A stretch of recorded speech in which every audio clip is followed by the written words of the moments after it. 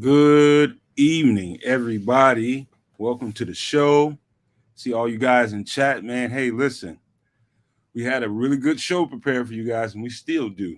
Our guests, I don't know where they are at this moment. Maybe they pop in, maybe they don't. But either way, the show must go on, and we will continue to perform.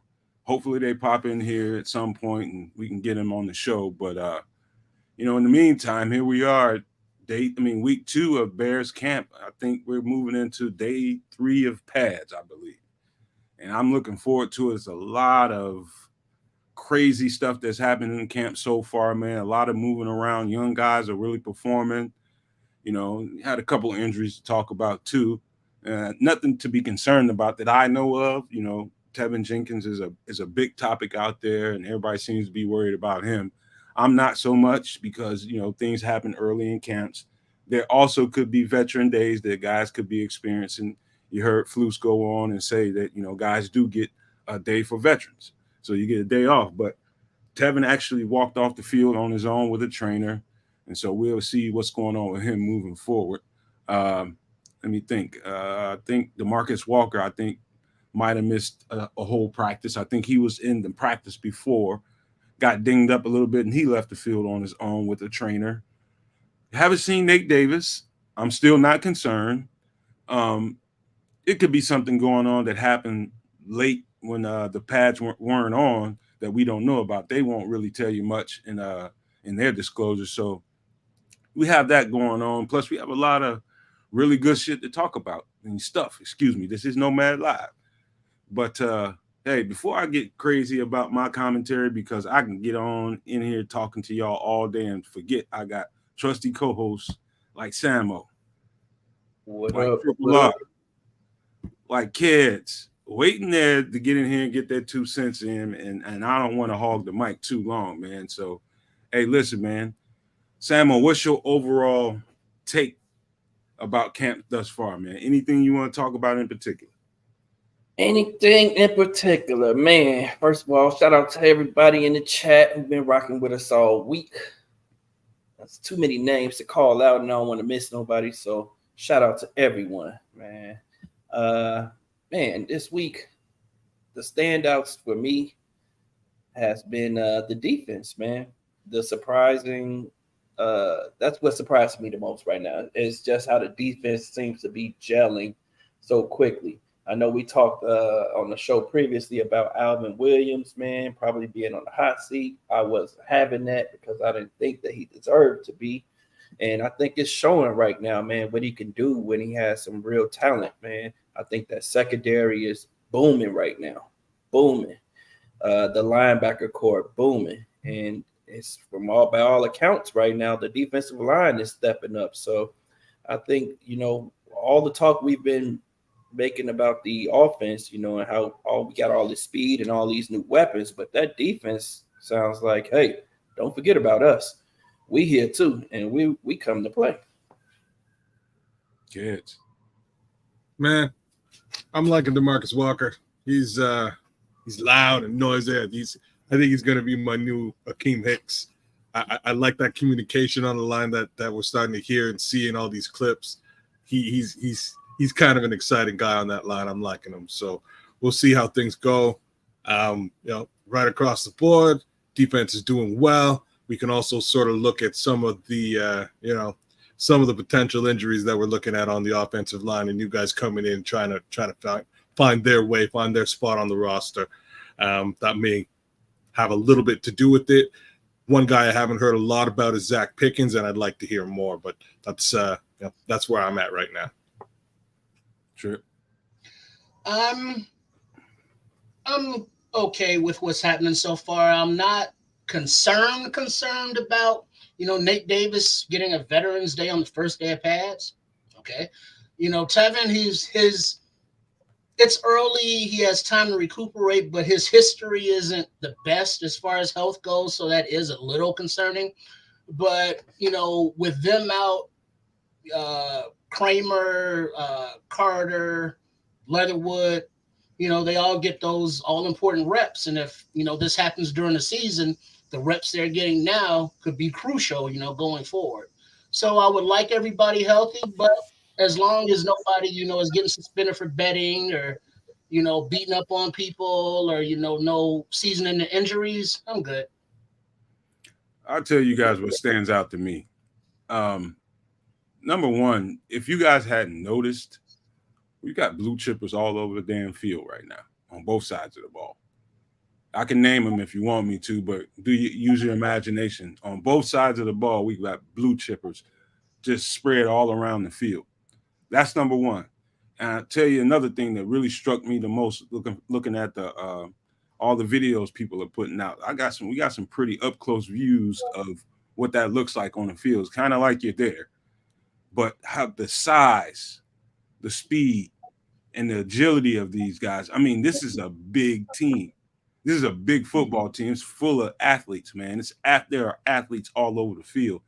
And I know that's kind of general, me saying that, because every team is big athletes. But no, this team is particularly big and with some really unique athletes in it all over the field on both sides of the ball, man. And the agility that I'm noticing out of people like Tremaine, Kyler, even I've seen stuff with Jaquan Brisker, man. I mean, it is really impressive looking at these guys on the field and looking at them up close. It really kind of plays into what I've been saying the whole time. I really think highly of this team. I think they athletically and in their conditions, I think they can take teams into the fourth quarter and get to them and take over and kind of like bully teams late in games. I really am impressed with the size, the speed, and the agility of this team on both sides of the ball. John Robb seems to be jumping out too. And I think that's a really cool thing to start to pay a little bit more attention to. Everybody's crying about that defensive end position, crying about that pass rush. He's learning how to use that power. We were talking about his lack of power use. On the previous show, he's starting to show it up. It's also starting to give Braxton Jones a little bit of troubles, but that's good, right? The more that he does it, the more that Braxton can prepare for it when it comes September, first week of September. So I'm interested in watching him grow as a player as well. Trip. I got really nothing else to add. It's just been the first, few days of pads, and the defense is hyped up and celebrating the interceptions as the defensive coaches coach them to do. But they're making them. Offense good one day, defense good the next. That's all we want to see is just that balance. So it's like, okay, they're doing their thing. When they put it all together and face, Indianapolis, I guess, is the first different competition. We'll see how that looks. James Ford. Yeah. Go ahead, Sam. No, I'm just gonna say you hit the nail on the head when you just talked about the athleticism of the team, and I think that's exactly what Poles was going for when he has a lot of guys with high RAS scores and guys who are who timed well in the 40 man, and I think it's starting to show on the field, man. And then, like I said, it's gelling, especially on the defense. Not only high RAS scores, but the length of these guys, I think, is going to present issues for offenses, man. We got length at every position. It seems like we have athleticism at every position and speed at every position. So, and that's offense and defense. For me, the only concern for me, I know you said, you're not concerned about it. I just wish that, the offensive line was getting more time together. The guys who are going to be starting, and getting that work in. But it's a long time before game one. So they got that time to get healthy and then get back together. So all right, let's get to a particular guy, man. One person I'm really, really high on, and I really wish Carm was here right now so I can kind of take him to task about Chase Claypool, but yeah. We'll get our moment one of these days, I guess, man. But Chase Claypool is I think he's taking this season personal. This is what it sounds like to me. Some of the reports I'm hearing, some of the things people are saying about him, what he looks like on the field, his practice habits thus far. and just his overall edginess that he's bringing out to the field, man. I think he's taking this season personally for whatever reason. I mean, he's got a contract coming up, but something about all the heat that he took, postseason and during the season last year for what he did and what he didn't do. I think that's kind of bled into him, and I think he's taking it personal. I'm starting to see an edge come out off of him a little bit, and I think people are going to like what they see in Chase Claypool. I'm really looking forward to him. How tall is he again? About 6'4", 6'5"? 6'5". Yeah, he got about a 6'5" chip on his shoulder right now. Right? That's basically how he's playing, and I love it. Nothing better than that. Just they're calling him a hothead. That's exactly what you need on your team. You need a guy you can turn down. Hey, cool off, bro. Take it easy, bro. You know what I'm saying? You need to calm a dude down, and that's exactly what I want. Everybody else can be even keeled and have different personalities. We know there's one guy on that team who, when things are low, players, the team's playing flat, he's going to come out with some heat and some fire and try and do something because he has to prove himself this year, and he knows he has to do it. So I'm looking forward to Mapletron turning up this year for sure. Yeah, I'm looking forward to seeing Claypool in live action when he can not be double teamed, and that's a very hard 6'5", 4", whatever he runs to cover. The wingspan, the aggressiveness.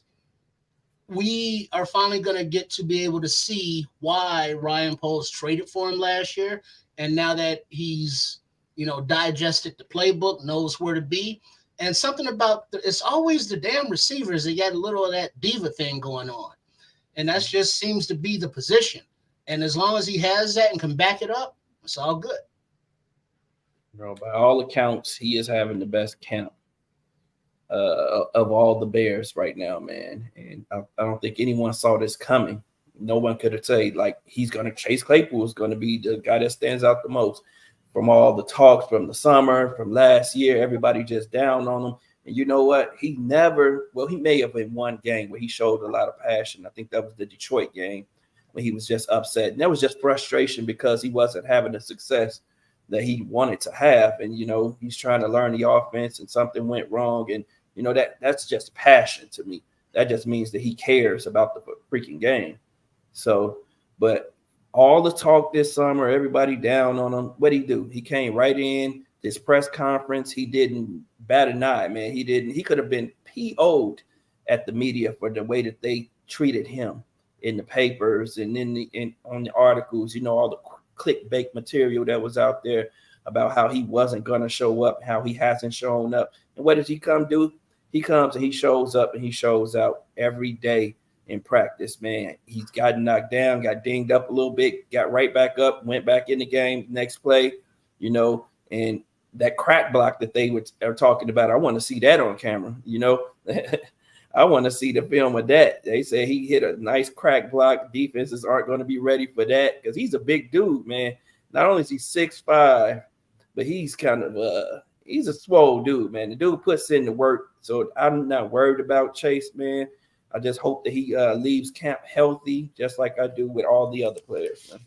Hey, to Joseph Archer, man, yes, we're going to talk about the O-line. And King Book, I seen your concern in there. We're going to get to that here shortly, man. But I do want to speak a little bit more on Chase. You know what I got to do, Sam? I got to repeat myself because somebody's always watching this for the first time. So Chase Claypool, again, I got to put this in the context. How many times do I have to do this? 50 times? I don't know. But Chase Claypool came to the Bears, new offense, very complicated offense, it's a very verbal offense. And so just the verbiage of the offense, not the plays, not the actual routes, not his assignments, not his splits, not trying to figure out whether or not he's blocking on this play or wherever, if he's motioning. Forget all of that, all the stuff. You got to know all that stuff too. But just the verbiage is enough to spin your head. And so with all that going on in his head, he just getting to the team, they found a way to get him out there game one. You know what I mean? And he did what he could. It's an unreasonable expectation to expect the guy to play at top tier level. when you're just getting your hands on a playbook like that. It's merely impossible. If you didn't get at least a camp in, a training camp in with it, even after a training camp, you're going to be out there still trying to figure stuff out. Mooney told you that. And so most of those guys, they had the benefit, Mooney and them had the benefit of going through a camp and actually being able to digest some of the plays and what they're trying to do. And he struggled. So I never blame Chase Claypool for any of that. I mean, I know people have really unrealistic expectations of people and not without knowing the context and what he's tasked to do. And so what I'm telling you guys, as a person that actually seen the West Coast offensive playbook, man, it's a MF.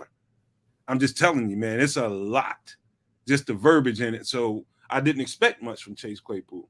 And so why did they go and get him? Why did they spend a 30-second pick on him? Because they looked ahead at the receiver class, and you couldn't find a Chase Claypool there. They were looking for a certain type of receiver.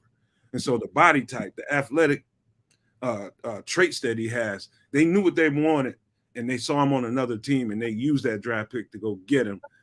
We're about to see the benefits of that this year. Kids, what do you got? First off, I wish I could remember the game before Ryan Poles made the trade. I remember sitting there watching it and going, man, I wish we had like just a tall, big body receiver that Justin Fields can hit, that could just go up and do the 50-50 ball situation, split things away from Darnell. That game, Darnell was getting double teamed the whole way through. Then you get to the actual game where him and Darnell are playing. He's still trying to figure things out. They got him mostly just doing streak routes, deep ball case scenario. And he was doing all right in that respect if we're talking about Claypool. And then Darnell gets hurt. So the following game is a game where he's double teamed all game. And that was basically the end of the season for Chase Claypool. He gets hurt at the end of that game. Right? So everybody's down on Chase. He's double teamed solid for a whole game. Really nobody else on the given what we had at wide receiver at the time, not a lot of options there for Justin. It was an interesting situation, and that's really what we're looking at on top of what Nomad is saying about the playbook. He really wasn't in a great situation last year coming in.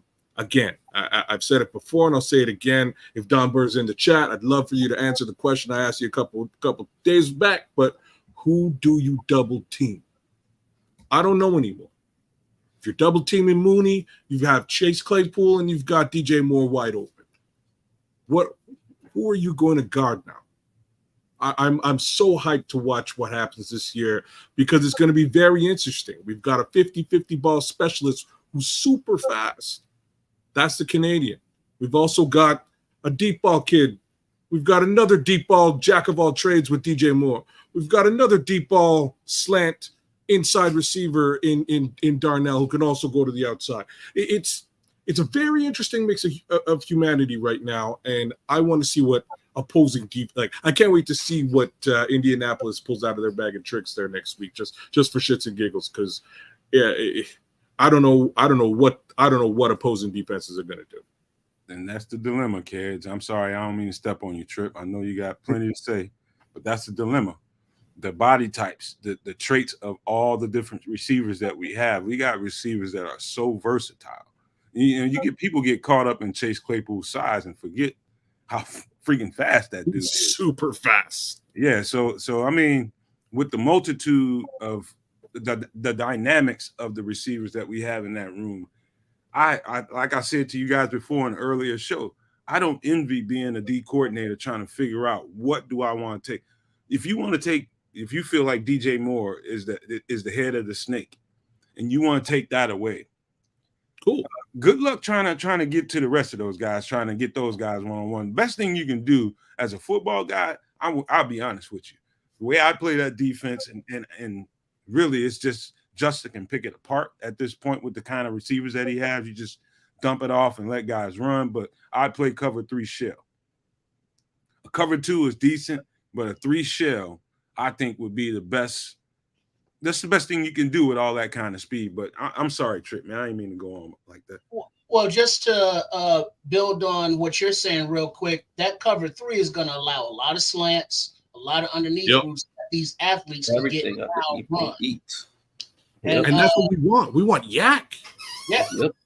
And I'd now rather have that. the chat here, Don Burr saying, kids, and for the third time, no need to double team when you have a legit secondary. Have you been paying attention? So I guess he's saying Detroit is a legit secondary. Oh, hey, Okay. Don, you might as well knock that off, man. Hey, look, the way that dude, I don't know if you've been watching camp, Don, but let me tell you, bro, since you watch so much Bears coverage, watch that dude and you tell me who's going to guard him one-on-one. Tell me who's going to guard him one-on-one without getting 200 put up on him, putting 200 on his head. Guaranteed. If you try to guard that dude one-on-one, you better shade somebody over the top of that dude and just let Justin beat you with the rest of these guys. But you better take one of them away, and that would be a dude I would take away.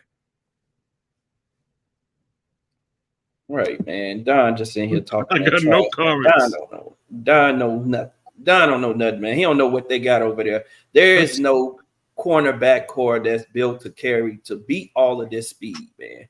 You're gonna have to play coverage. You're gonna have to roll coverage around. You're gonna have to disguise coverage. Don is tripping right now, saying that they have a secondary that can stop all of this speed, and not to mention the towers that we have at tight end and the speed that we have coming out of the backfield. Don is not happy. Your defense was trash last year. It's gonna be trash this year. Let's stop it, Don. Okay, you got one good player. You hadn't even started talking about tight end. I like Alden. I like Alton. I like, what is it? Alton, the defensive end. I don't even care about his name, but he decent. I like him a lot. The dude from Michigan. But stop it, Don. The best thing they got going on in the secondary is what's the old boy's name? Gardner Johnson. Gardner Johnson. Gardner Johnson's a dog. You know, I'll give you that. Oh, Gardner Johnson. He plays safety. He's not a corner no more. Charlie Gardner Johnson. Yeah, I like him. He's a little scrappy dude, man, but he can get it too. He gonna get it too. We'll see. I can't wait to play them. I'm gonna just say that. Me too. It's gonna be a beautiful situation. I don't know what they're gonna do. I don't know what they're gonna do back there. And like you brought up the tight ends. I was leaving the tight ends. I was quiet about the tight ends for a reason. Like I don't know what you guys are gonna do. It's gonna be. I don't know what to say. With honestly, offensive line, we are unbeatable on offense, man. There is nothing Justin can do no wrong back there. If he has time to throw it and to evaluate, he's gonna look from the top down. He's gonna look from the top. I can tell you what Justin's gonna do. He's gonna look from the top down. You know, see if I can get that deep, and if I can't get it deep, something's coming underneath every time. So Don can stop it, man. Hey, you know as far as Chase goes, man, and everybody else, man, we got it, man. We got it. We just got it. All just has to come together. Hey, you know what, Sam? Since we got Don in here coping, Don Cope, that's his new name. He's coping. He's struggling, man. He don't know what to do with himself, so he come over here and when he feel bad for himself. So Chris, go ahead and drop that video on him so he can start getting the idea of what he got to deal with coming up soon.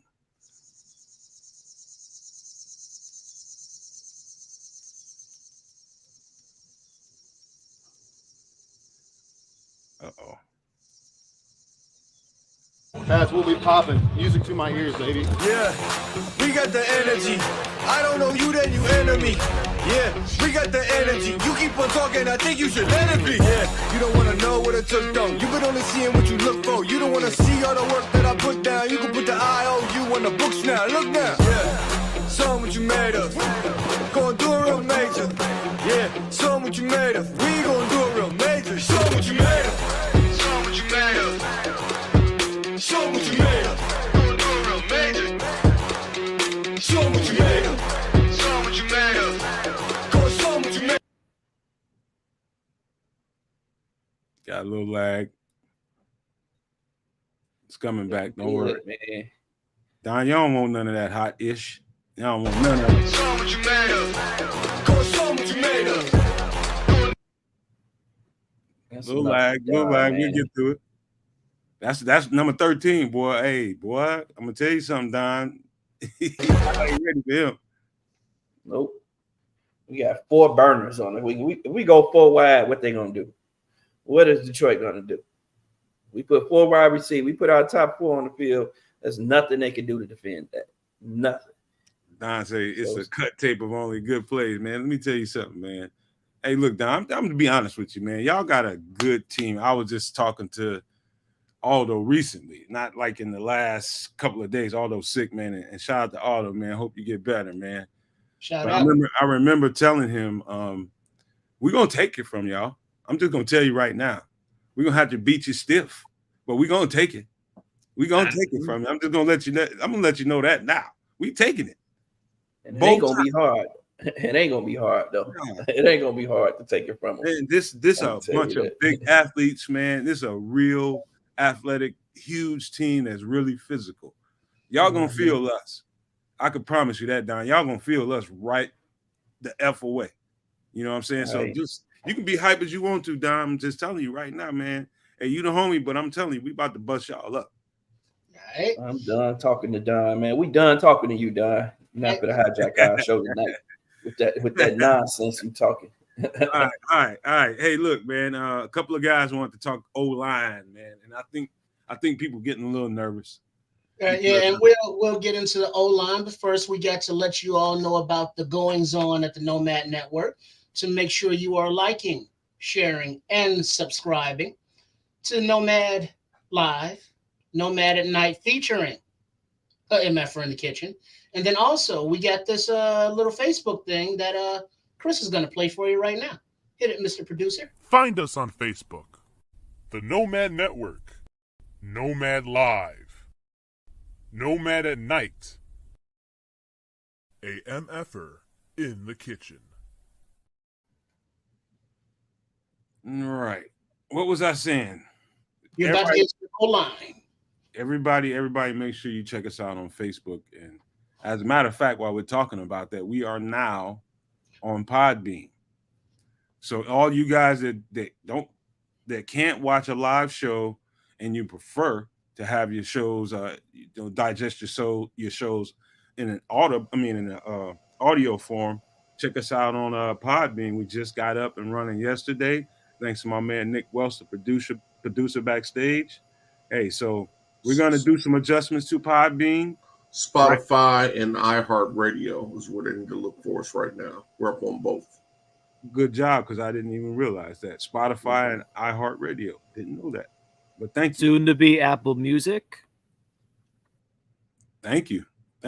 Boom. So we're starting to branch out a little bit, man. And we're streaming on Twitch, everybody. Twitch.com/The Nomad Network. That's the with 2 E's. Nick is out. My man Nick. Hey, the guys, everybody's pitching in, helping out, making sure we're branching out, use like octopuses, man, making sure we got our tentacles everywhere we need to have them. So I appreciate Nick, Triple R, Chris, Samo's doing stuff. Kids is about to start doing some things, man. So we all, as a collective, we're all trying to do our best to branch this thing out. So a lot of good stuff can come out of the Nomad Network. I can just tell you that right now. We've been saying that for some weeks. But I'm telling you right now, it's going to be some really good stuff coming out of the Nomad Network. And everything ain't going to be Bears. I'm just telling you right now. So get your taste buds ready for some different things. So just be prepared for that. Before we get, let me finish that conversation and start this one. The O-line, I sense a lot of angst because, you're hearing things about Braxton. Yeah. Evan walked off the field with a trainer.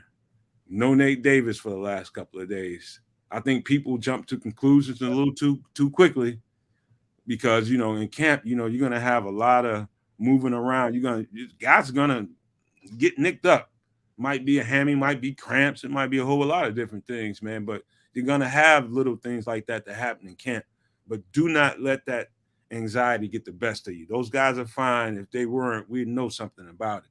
So what do you guys think about the O-line so far? If I had any concern as of right now, it's just because I don't know enough about the depth. I haven't seen those guys. One thing I have heard about the depth is Leatherwood is settling in at left guard.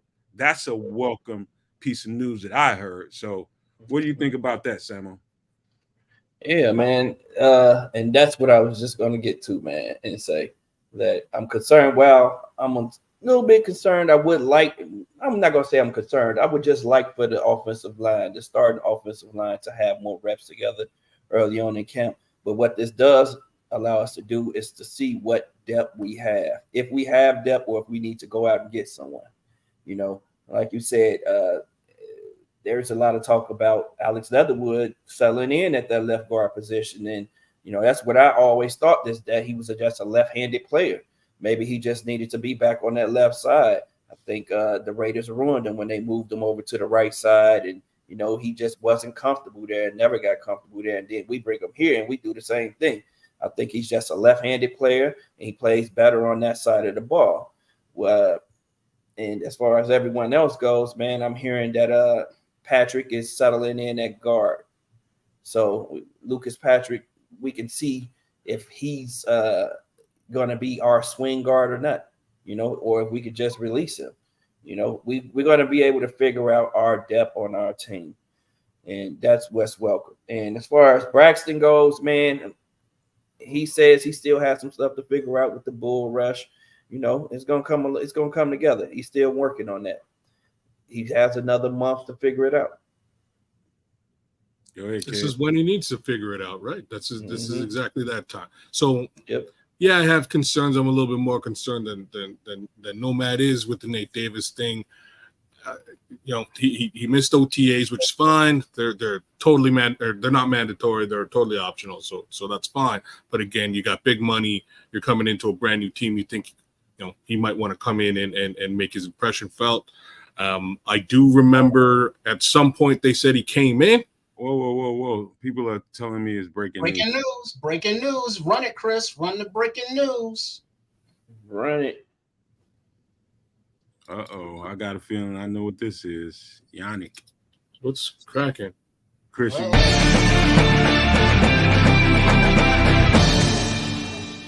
From the Nomad Network News Channel, we have breaking Chicago Bears news. All right, according on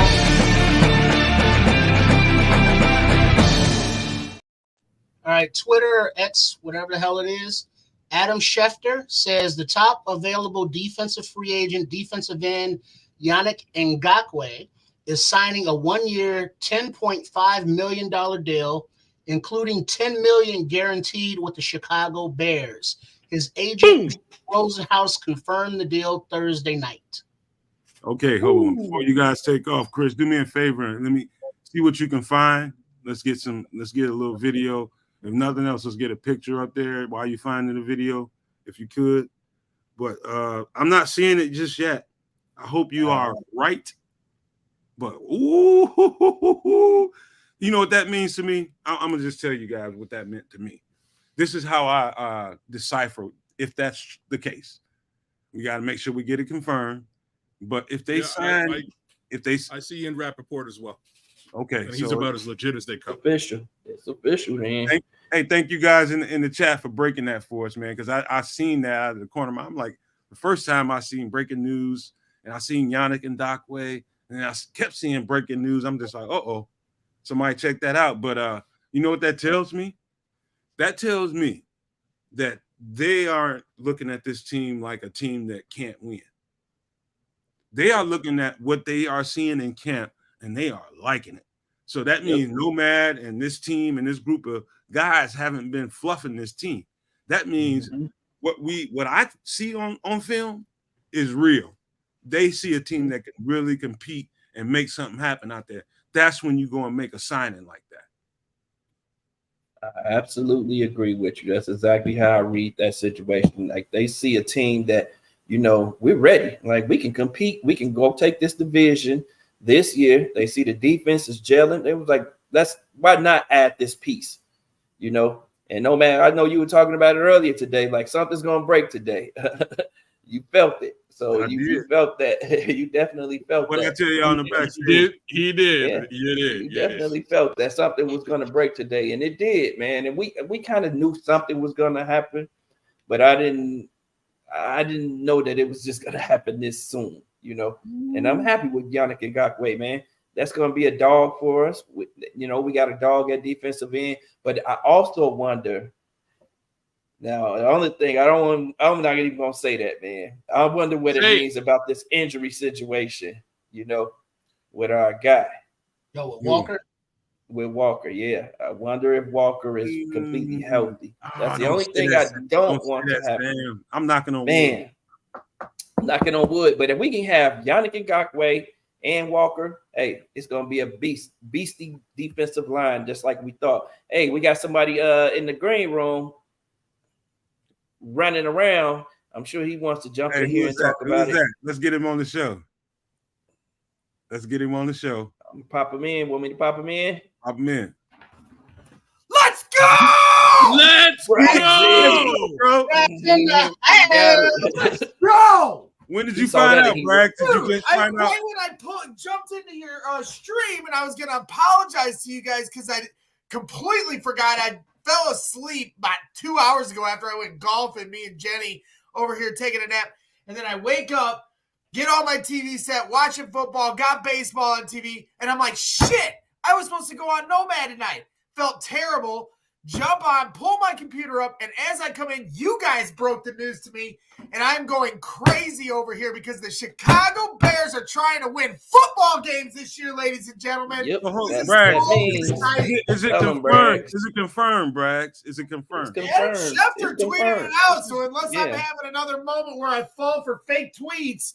All right, you did that before. I mean, my head's spinning, but it's confirmed because in our Slack channel for CHGO, we're talking in there, and Hoag's already talking about it. So everybody's buzzing about this. This is exciting stuff. Like I said, guys, the Chicago Bears are trying to win football games. They got a week of practice. I'm just going crazy over here, guys. You can clip this later because this is as fired up. This is the kind of stuff I love. Like I'm surprised you guys ain't live, man.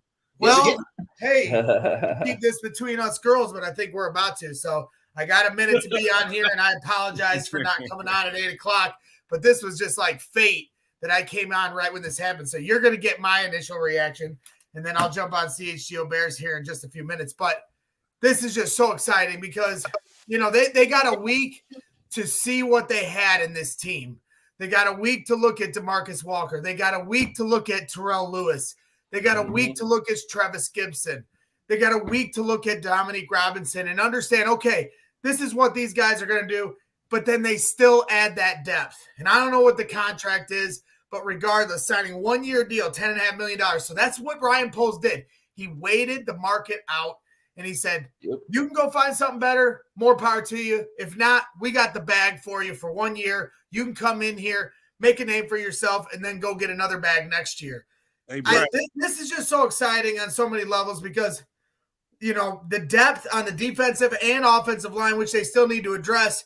But first things first, now you got another pass rusher in here. You saw the way the defense was flying around on Wednesday, dominating practice, dominating the offense. Now you add Yannick Ngakoue, somebody that's familiar to the system. You know what I mean? This isn't Khalil Mack. Khalil Mack was just another stratosphere when you talk about bringing in talent, but this is just going to bolster depth to a defense that was already starting to look like, hey, they're going to be at the very least formidable, if not at the very least serviceable. Hey, Bragg, you know what's funny about all this is because it affects two things. Number one, I've been saying for months, they're not going to do anything until they see what these guys look like in pads. Right. So I've been saying for a long time, everybody in the chat, they'll tell you. I've been saying, give it about a week in pads, and if they don't like what they see, and if they're not feeling really good about what they have, they're going to make a signing. But this signing speaks to me that, okay, there's something, there could be another angle to this that we really like what we see in this team. And just to make sure that, I think we can, I'm thinking like Flus, and Poles is talking to him. Do you think you have the kind of team that can compete? Right. Yes, I like what we have. What do you need, Flus? Let me get an edge rusher that can really kind of turn the corner and really kind of put this over the top for us and get us off the field. And hey, let's keep doing it. They signed that defensive lineman from Carolina the other day, a depth piece. Now they get Yannick Ngakoue, somebody that can be somebody that can show these younger players how to play the game. Not like let's add more offensive line depth, like I mentioned a few minutes ago. I'm gonna go run and grab my phone, so you guys keep talking. But like at some point, I am gonna have to jump off. But I wanted to give you guys some love here because I did screw you guys at the 8 o'clock slot that we talked about. So this was a lot of fun to just jump on here right when because like I said, you guys broke the news for me, so I wanted to give you guys my reaction because I'm scrambling in here and that's what I love, man. I just want the Bears to win football games. Rooting against my team like I was the last 8 games of last year because I wanted them to get a high pick. Because I thought we'd have a chance at one of those, Jalen Carter or Will Anderson or whatever we were going to do.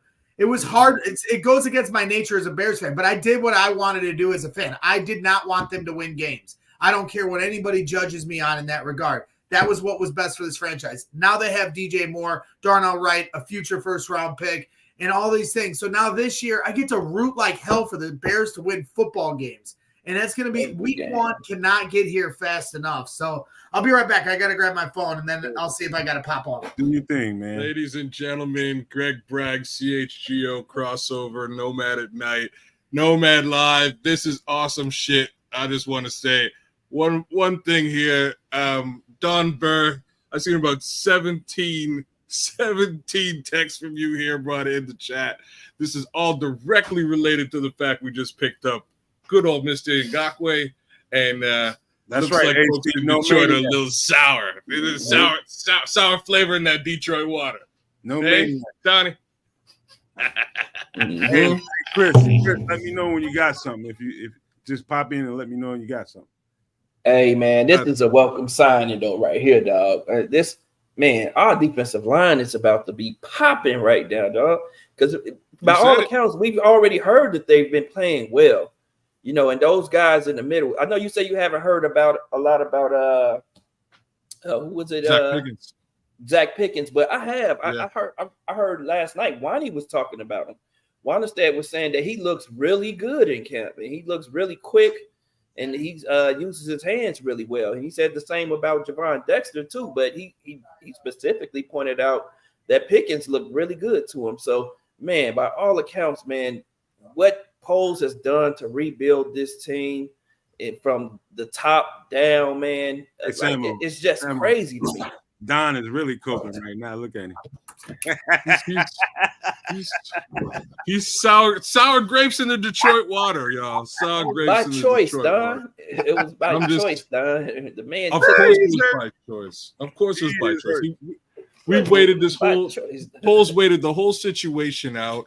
Top loaded contract. There's only 5. There's $500,000 left. He's basically paid to get 8.5 sacks. Like this is what the man does. He's gonna get 8.5 sacks. I wonder how many of those will be on Jared Goff. Hey, kids, might get more. Kids, let me tell you guys something. I don't think, and you can hold me accountable for whatever you.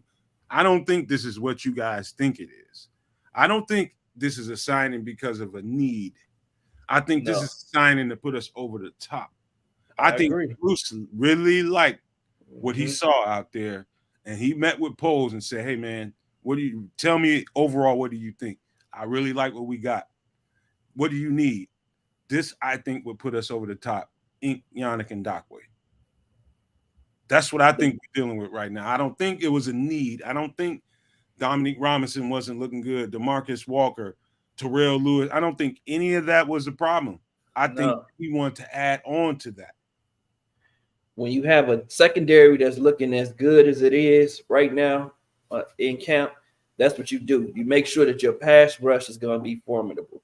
And because if that ball comes out a little quick, a little early, then we jump in those routes. We have length in the middle of the field at linebacker. And now in our secondary, is athletic, long, and quick and fast, man. Those guys are going to eat. We're going to have a lot of turnovers this year, guys. Mark my word. No, man, I'm not sure that the commit extension got us to the floor either. So he was going to have to spend some money. It didn't. Yeah. You're right, Chris. There's still room. Yeah, so they got to spend some money. Yep. There's still room. So don't count your chickens. I've said it before. Don't count your chickens. What kind Something of else could still happen. What kind of money are we talking? Right now, I think we just getting million. to the just getting to the floor is one thing. You can still go above the floor and actually spend. They haven't even got past the floor. I think this probably brings us up to the floor now. Yeah, I think this brings us up to the floor, and we still have 19 million in cap space or something close to that. Man, And the other foot has not dropped yet to see who is being released for that roster spot. So that's still TBD. Yep. And that's money that's gonna go back on the books. We ain't saying, yep. Somebody's getting cut. I don't like it, but somebody's got to go.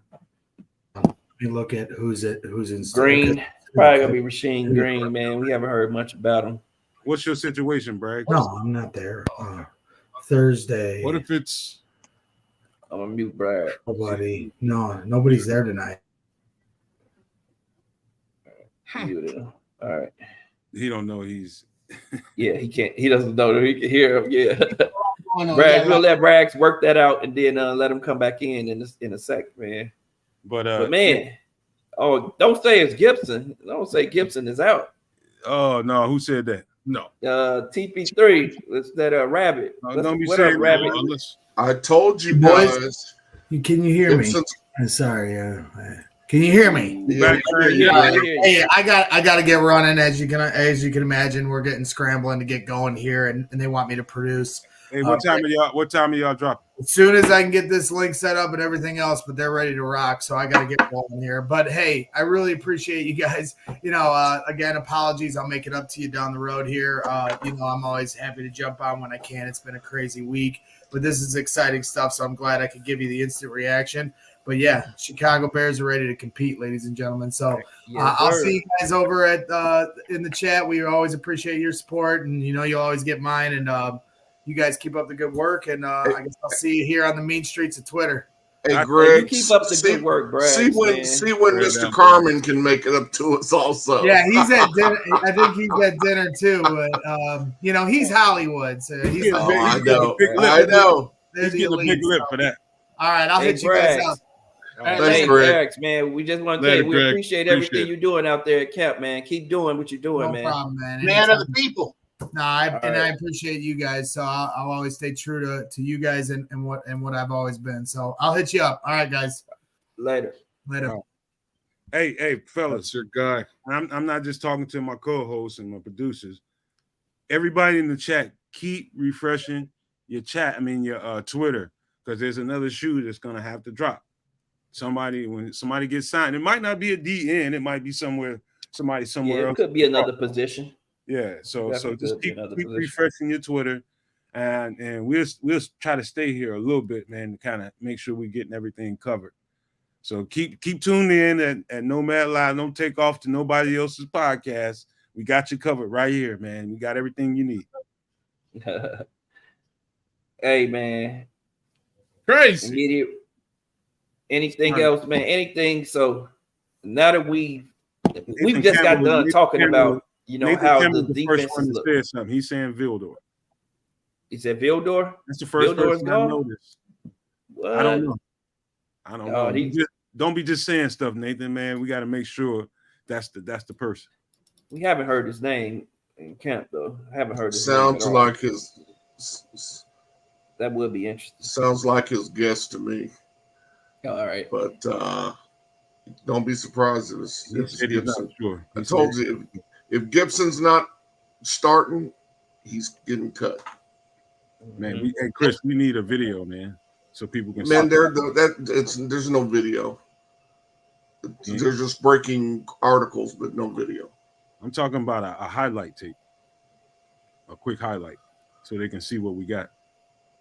All right.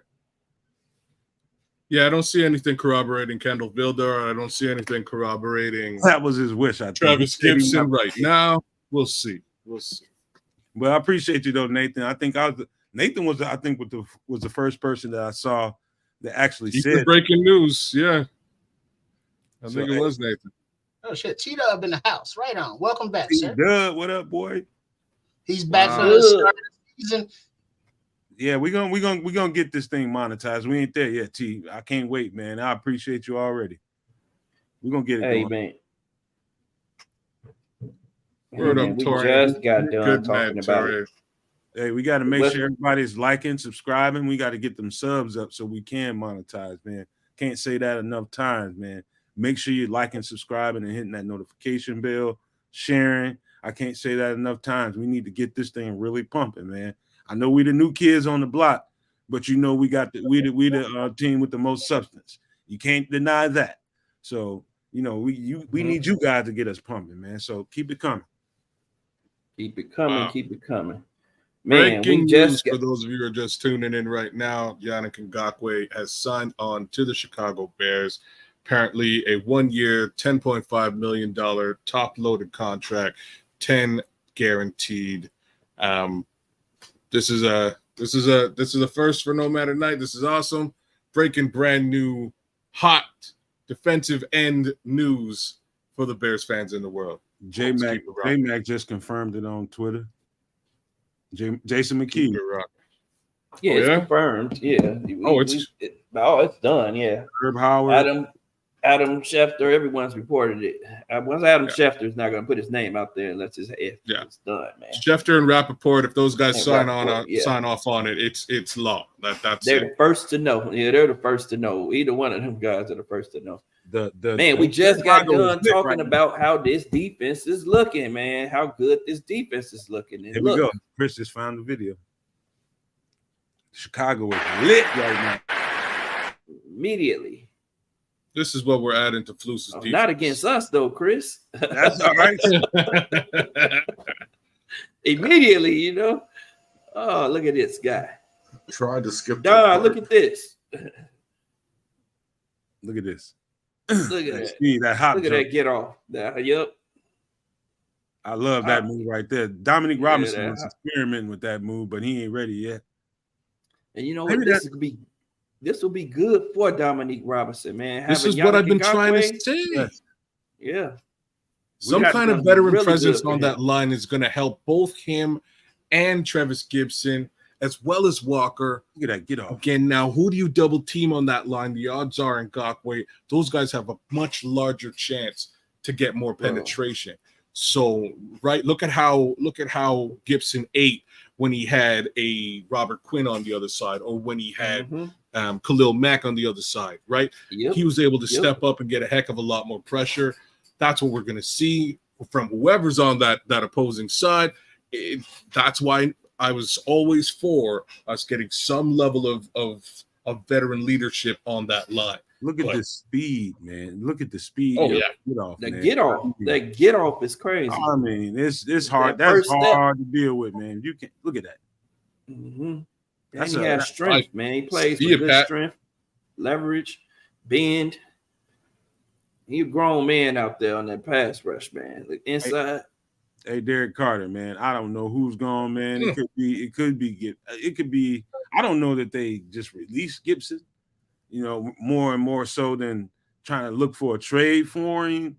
But there's definitely going to be another shoe that drops. Somebody just said they could watch him. I think Drew said the same thing. Watch him sign Justin Houston at the same time. I was about to say that myself, right? That's what I've been trying to say. If we're just now at the cap floor, there's still paper to be spent. That means we're trying to win the conference if we do that, man. We're not just thinking about a division. We're going for the conference champ. Guys, this is a big dog. This is a big dog move right here. It is. It says a lot about what they think about the team right now, man, especially after hearing everything good coming out of camp from the defense. So on these other, you know what? We're going to turn it up another notch. On these other networks, they're going to run with a narrative. Somebody's not looking good, Travis Gibson or Dominique Robinson or whoever. They're going to run with that narrative. I'm telling you right here on the Nomad Network what I've been telling you all off season long. If they didn't like what they were seeing in camp, I'm not saying that's the case. If not, they see a team that can really challenge, and you would make an addition like that to your roster to kind of really put you over the top. You guys can figure out, because don't any of us know the real reason behind it, but that's my instincts. They want to add to what they have. Yep.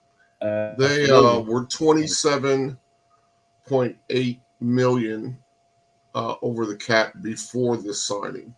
So this is going to count 10 against because he got 10 million guaranteed. So they should be over at 27 Under. million under 27 million point. Hey, Point Chris. eight. Yes, Hey, sir. Chris. You know who else is turning up right now? Who's that? Everybody on the MF and roster. They like, hell yeah, Pose. That's what I'm talking about. Yep. They're dancing around right. If they're at they House Hall rowdy right right now, now. they're dancing The in the defense locker is room. going crazy right now. You think they were talking the other day when this dude gets in camp? Hey, it's about to get, and you know what this gonna do? That's gonna elevate the play of the freaking offense, man. The offense is gonna have to step it up now, especially that offensive line. This is what you want. This is gonna make our offensive line better right here.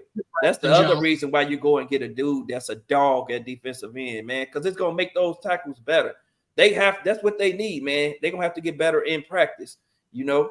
And the other thing, man, the sub package, man, when you know that rabbit package, when you really got to go after that passer, when you know it's an obvious pass situation, you're gonna have Yannick Ngakoue on one end, you're gonna have Dominic Robinson on the other end, then you can kick DeMarcus Walker inside and then maybe even put Gibson next to him, you know, and have all these pass rushers just all pushing towards the passer, man. And how quick you think the ball's coming out?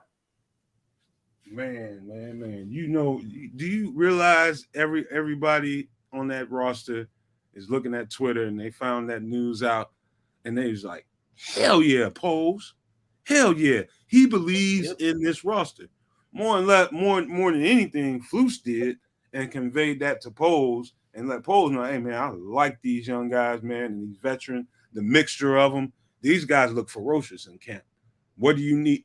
I'm telling you what we need. Trust me. Give me an edge rusher that can get us off the field, and we'll be fine. Yep. Man, I'm excited. Oh my God, man. Oh, I'm just laughing over here. And something, man, don't even address that dude, man. We done with him, man. We done with him tonight. Yeah, put him in the corner. We put him in the corner. Don't say nothing else to him, man. Don, you're on timeout, Don. You want to see a troll? He want to troll. We put him in the corner. Hey, you go worry about Jameis getting beat up on by an undrafted free agent in Sterling Thomas. That's what you worry about. Man. So I'm gonna give Don two cents and just say, even if by some stretch of the imagination our guys really aren't getting a heck of a lot of pressure, I'm still hype about this because the secondary is really where the investment has been over the course of the last 2.5 years, if you're paying attention. So as long as we're putting some level of pressure, if we're getting 1 foot into the backfield, like the Superback was saying about Javon Dexter yesterday, hey, you guys have problems. You're going to have to deal with our secondary now. This should be super fun to watch now from the other side of the ball. Let's go get Justin Houston next. Let's see. Let me just throw it out. Let's go get one more guy and piss off the NFC. Boy, let's piss off the NFC. See, the thing about both of those guys is they're both left side, left end dominant. And so if I had to throw any wet blanket on that, I would say the next move probably wouldn't be Justin Houston. Why? Because the guy that a traditional right end is probably Clowney. He plays mostly off the right side. Now, so that's what I believe. If they're going to go spend some more money on ends, it's probably Justin Houston is traditionally a left side rusher. Clowney is a right side rusher. I honestly don't even think they'll spend any more money on the defensive end now, man. I think the defense is solidified right now. The defense is solidified. The only question on defense right now, to me, is Jalen Johnson and what we're gonna do with that situation. Either we're gonna keep him or we're gonna and right now, seeing how we really looking to compete, it sounds like, hey, I think we're gonna keep Jalen Johnson around this year. And our secondary is just gonna be solid. It's not a question of holes, Samuel. You're right. It's not really a question of question marks right now. It's now a question of let's strike fear into the hearts of men. That's basically where we are now, right? It's a completely unknown situation in September when we kick this baby off against Green Bay. What is the defense going to look like? Well, last year our defense got trounced for obvious reasons. everybody was flushed out. Mm-hmm. We built, we've done some interesting things. What's it going to look like this year? We have one more, we spent a little bit of money on one more guy, and offenses are going to have to worry. They're not sure about our secondary. I'm sure about the secondary. I think the secondary is going to be dangerous. Yep. Now, if we can get a little bit of pass rush action going on there, make some more I think those interceptions, those turnovers that Flus has been pumping about, the whole reason why Peanut Tillman's been at Hallis Hall as frequently as he has over the course of the last 2 years, I think that just might materialize. Hey, Samo, I got a scenario for you to think about. What if, because pretty much everybody has DeMarcus Walker penciled in on as left DN or right DN, one of those DN spots, right? Mm-hmm. What if they're not considering him there at all, and they want to pencil him in as as a 3, the back of the 3, and then let the rookies switch in and out on the inside? What if that's what they're thinking? They could. That's what they can do now.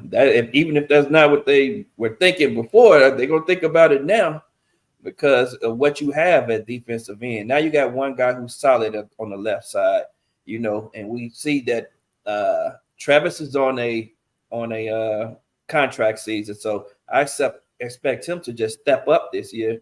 And then we already know that Robinson is developing as well. He's put in the work this year, so he wants to eat a little bit too. So everybody's going to be hungry now on that defensive line and anxious when they get their opportunity. It's going to be a nice rotation at defensive end, and you don't need to play DeMarcus Walker at defensive end now. So, and we know he's dominant at 3 tech because last year he got his 7 sacks came from 3 tech, and he only played 37% of the snaps. He got 7 sacks at 3 tech.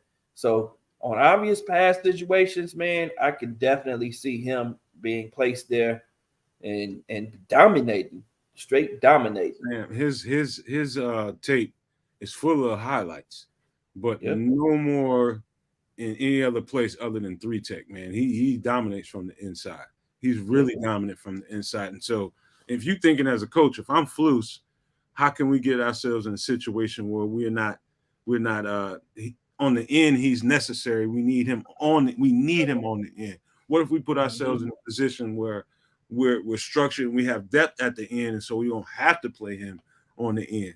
He can play in, but what if you can work him inside and use his gifts on the inside, play in and play out? Now you're cooking with grease, because now you got rookies right behind him. They got Juice, Ron Dexter, Zach Pickens. You still got Justin Jones. So now you got 3 potential guys that can play 3 tech, down in and down out. Now you're looking at Dominique Robinson behind Yannick Ngakoue, maybe Travis Gibson, maybe Rasheem Green behind him. Now you got something. Terrell Lewis on either one of those sides. So now you're starting to talk about depth now. Do we have enough? Those rotations, keep that flow coming. You know what I mean? So man, dude, this really has me amped up now. By them making a signing like this tells me a whole lot about what the coach and GM thinks about this team. What else it tells me, man? Who we trying to emulate, man? Who else has all this depth on defensive line right now, man? Those Philadelphia Eagles. Those Eagles, and they stayed fresh, and that's why they were able to rush those passers ferociously, That's why they had that ferocious pass rush, because they had all that depth and everybody was fresh, rotating in and out. We have that now. But not only do we have that, we have the run stuffers that they don't have. We have Billings. We have Bravion. Now, those guys are straight run stuffers. And I'm not going to say that Bravion can't rush the passer too. And if a team fakes a run, and he's in there, like, he can push the pocket too. That dude is hell of athletic, dog. And man, I just like the depth that we have now at defensive line positions. Every position is going to be a crazy rotation, man. Guys are going to be fighting to make sure they're on the squad or make the active game day roster now. So you have to be active in practice to make sure that you're going to make that game day roster this week. And it wasn't just lip service when Ryan Post said, we're going to compete for the division this year. You know, we got the young talent. We got the waiver wire position that we've already capitalized on. Defensive tackle Roy, which is still eligible till week 3 of the season. There's money to be spent. He spent it on a 1-year deal, you know, $10 million. I guess that's going rate. So cool. So he is putting forth the effort to build a young up-and-coming team while adding veterans here and there. So it's a good mix, you know. The power of Poles is compelling you. Yep. Man, You know, listen. Go ahead. No, one more thing, man. Go ahead. No. I'm good, bro. You go, man. I'm just loving One more thing, man. I just thought about, and there's some trips been harping on all year, all summer long. You've been harping on this trip, and you haven't said it, so I'm gonna say it for you. We have the number 1 waiver wire position all the way up until week 2 of the NFL, week 3 of the season till week 3. Man, there are going to be some good players released. It happens every year.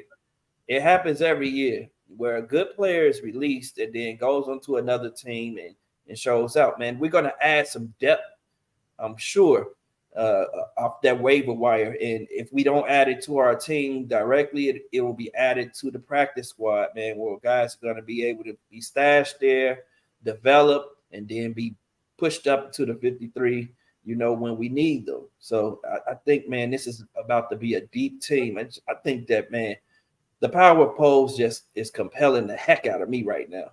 Like, dude, I can't even lie to you, dog. Hey, man, let me tell you something.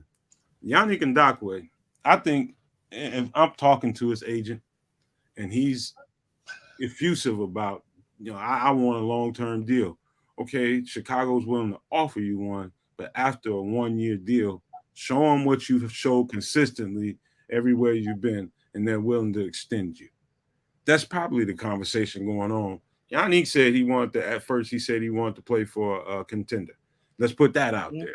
He wanted to play for a contender. Yep. Does he see Chicago as a contender? He also said, to be fair, he played for anybody. But I'm betting he's seeing what we saw.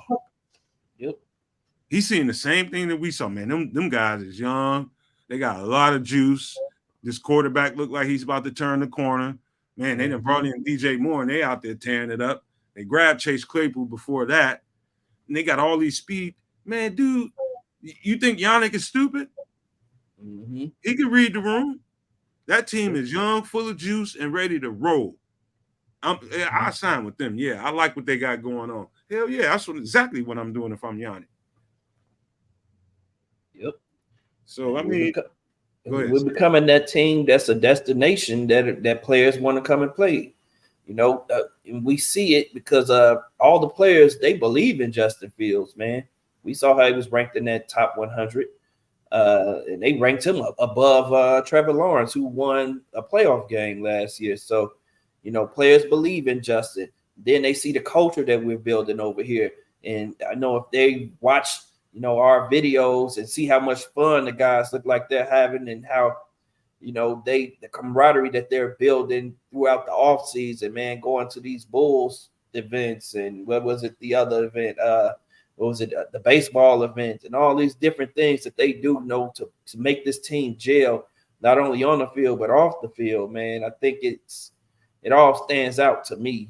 And it means that, you know, the tide is turning for us. Finally, man, we got the right people in place from the top down, from Poles to Eberflus, man. It just looks so much different and it feels so much better, man. It's refreshing, man. I can't wait till the freaking season starts, man. Hey, Trip, thank you for staying on top of things down there, man. I see you, man. Appreciate that. And you too, Kez, man. But hey, man, look. Go ahead. I just wanted to touch on the Philadelphia comment from earlier on and how Poles is sort of taking a bit of a page out of their book. And Drew Rosenhaus is probably sort of the middleman in all of that. And Drew Rosenhaus is Yannick's, he's Yannick's agent. He's also DJ Moore's agent. So what are the odds that he may not have been at Hallis Hall or at Bourbonnais at some point this week, just taking a peek, walking around with DJ, and saying, "Damn, this is the perfect place for Yannick. What can I do to get Yannick over here?" Right? These are similar things that he would have been saying with the Philadelphia Eagles. Imagine that the Jalen Carter trade materialized. Who do you think his agent happens to be, right? His agent is also Drew Rosenhaus. It's a very interesting little triangle that's there between Howie Roseman, Ryan Poles, and Drew Rosenhaus. Just want to throw that out there for you guys to sort of pay attention to moving forward. Cool little thing. Hey, Leo, man, listen, I know people still concerned about the O-line. We were supposed to start talking about that, man. I'm just going to briefly tell you, they still have the financial ability to make a move there if they're not feeling right about anything on that offensive line. If they start seeing any glimmer of, we're not sure about this, we need to shore this up, we still have the financial ability to be able to address that. So I wouldn't worry so much about that, man. These guys really know what they're doing. It doesn't do us any good to sit here and speculate about, oh, okay, you hear a little bit of bad news. Don't worry about it, man. I promise you, if they see something, you got to trust these guys. You got to be. We got to, as a fan base, we got to get to the point where, hey, we know we have competent people at Hallis Hall. They're going to take care of something if it's not right. So you just got to believe in them that much. So if there's any kind of question marks on the O-line, they'll have that shored up in a matter of days. I promise you that. Right, Leo. Iron sharpens iron, man. This move right here is going to help build that offensive line. This is going to help both of those tackles. You know, they got to go up against this dude, and they're going to get better because of it. I don't mind the fact, and I kind of hate to say this, but I don't mind the fact that we're experiencing a little bit of injury on that O-line right now. And the reason that I say that is it's really giving us the ability to take a peek at a fair amount of depth on that O-line. What happens to Lucas Patrick? I know, you know what I'm saying? Like, I know there was a lot of conversation about him earlier on. He's got a deal already. He's going to be on the roster. I really don't expect them to cut him, but how does he really factor in? Well, there's your swing right guard. Kind of makes sense for him to factor in there. Jatari Carter is kind of starting to sound more like the potential center, if I'm correct. No, sorry, that's the other one. Right guard. Right. He's also on. He would also be on the right. Who's the center? Patrick Kramer. Patrick is a backup. Patrick is a backup center. Kramer's been backing up. Yep. Patrick goes to guard in a break glass moment. In a break glass situation, but he's standard backup center. So we've got. I'm just saying, depth, right, is what we're actually seeing on the line right now. If Leatherwood's coming in and looking decent at the left guard position as well, these are all things that we need to test out right now, because if shit hits the fan, these are the guys that are going to be playing. And last year we got the opportunity to see some of these guys come out there and really just take their first reps. Whether they were good or not, that's not really what you want this year. This year you want a little bit more season, a little bit more, knowledge that, Lucas Patrick is that guy and he will be able to back things up and hold the fort down. And you have to be able to say that for a Leatherwood, et cetera, as you move forward. Hey, listen, when you start hearing, Patrick saying that guard, right guard, left guard, they've got to get those reps in regardless, because Patrick is going to be the backup center, but they're also going to ask him to swing at each guard spot too. So he's going to be in at left, he's going to be in at right. But the truth is they need to make sure Jatari Carter is getting those same reps, and I think they are, and I think that's what they want to do to see him develop. Now, say in a game situation, we get to game one, something goes down and a guard goes down, and the first person in is Patrick at a guard spot. That tells you that they're not completely 100% sure Jatari Carter is ready. So that's how that reads to me when you start hearing things like this. But he is absolutely the backup center to Cody Whitehair, and that's really where you need him at, is to make sure he's at center. You need guard depth. He provides that. Jatari Carter provides that. Leatherwood provides that. And so I like that combination there. And like you say, man, give it time, man. Give it time. Give the team time to figure it out. If they see that, you know, offensive line is going to be an issue. I fully expect Poles to make a move or CMO to, you know, mix it up, you know, move some pieces around. So something's going to happen. They're going to figure this out. I'm fully confident in that. You know, guys are going to get open a lot faster this year, guys. So the offensive line won't have to block as long. So look, we're going to be fine. Just, you know, don't let everybody hype you up and tell you the sky's falling. That's because we got these guys out hurt. And I personally feel like the Nate Davis situation seems like a personal situation to me, because he hasn't even been at camp the past 2 days. You know, that might be like a family issue or something. You know, everyone else who's injured, you know, people have gotten eyes on. They haven't seen Nate, which tells me that, you know, he's away from the team right now. You know, maybe handling a personal matter, allowed that stuff, all these different things to occur. You know, until we know something is bad, let's not assume it's bad. You know, that's what we're not going to do. So for now, we're going to look at our depth, like Kid said, and see what we have there. And if they don't look good, then we can bring someone in later as depth pieces until our starters get back. And we're just going to work it that way, man. But trust me, they're going to take care of Justin Fields to make sure he's protected. AC Adam made a very good point. You are right, AC Adam. We do Dieter. I forget about Dieter sometimes. Yes, he's a great depth piece at guard. I don't know how much they're gonna give him reps at center. They probably will, but he's a great depth guard. So yes, you are right, AC Adam. He is. I forget about him sometimes, but yes, Dieter is good insurance inside. But most up I've been on a Bears offensive line since Kyle Long left the team, right? Like this is starting to look pretty decent. You know, I'm happy with what we're doing with the depth. Got to test those guys out. Let the iron sharpen the iron, right? Let them get their reps and learn what they need to learn.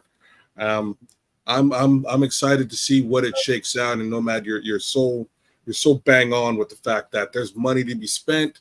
If there's a hole that they see materialize, they can fill the hole with dollar bills. So we'll see what happens over the next couple of weeks. I'm really not.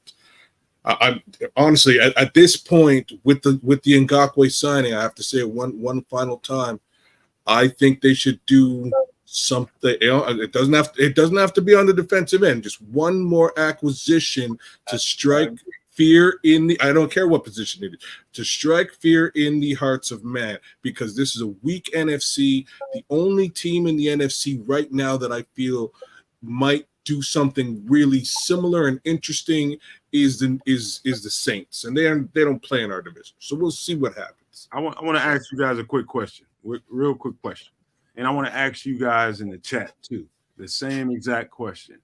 Okay, just tell me, put a number, put a slash, and then put the number next to how you feel now.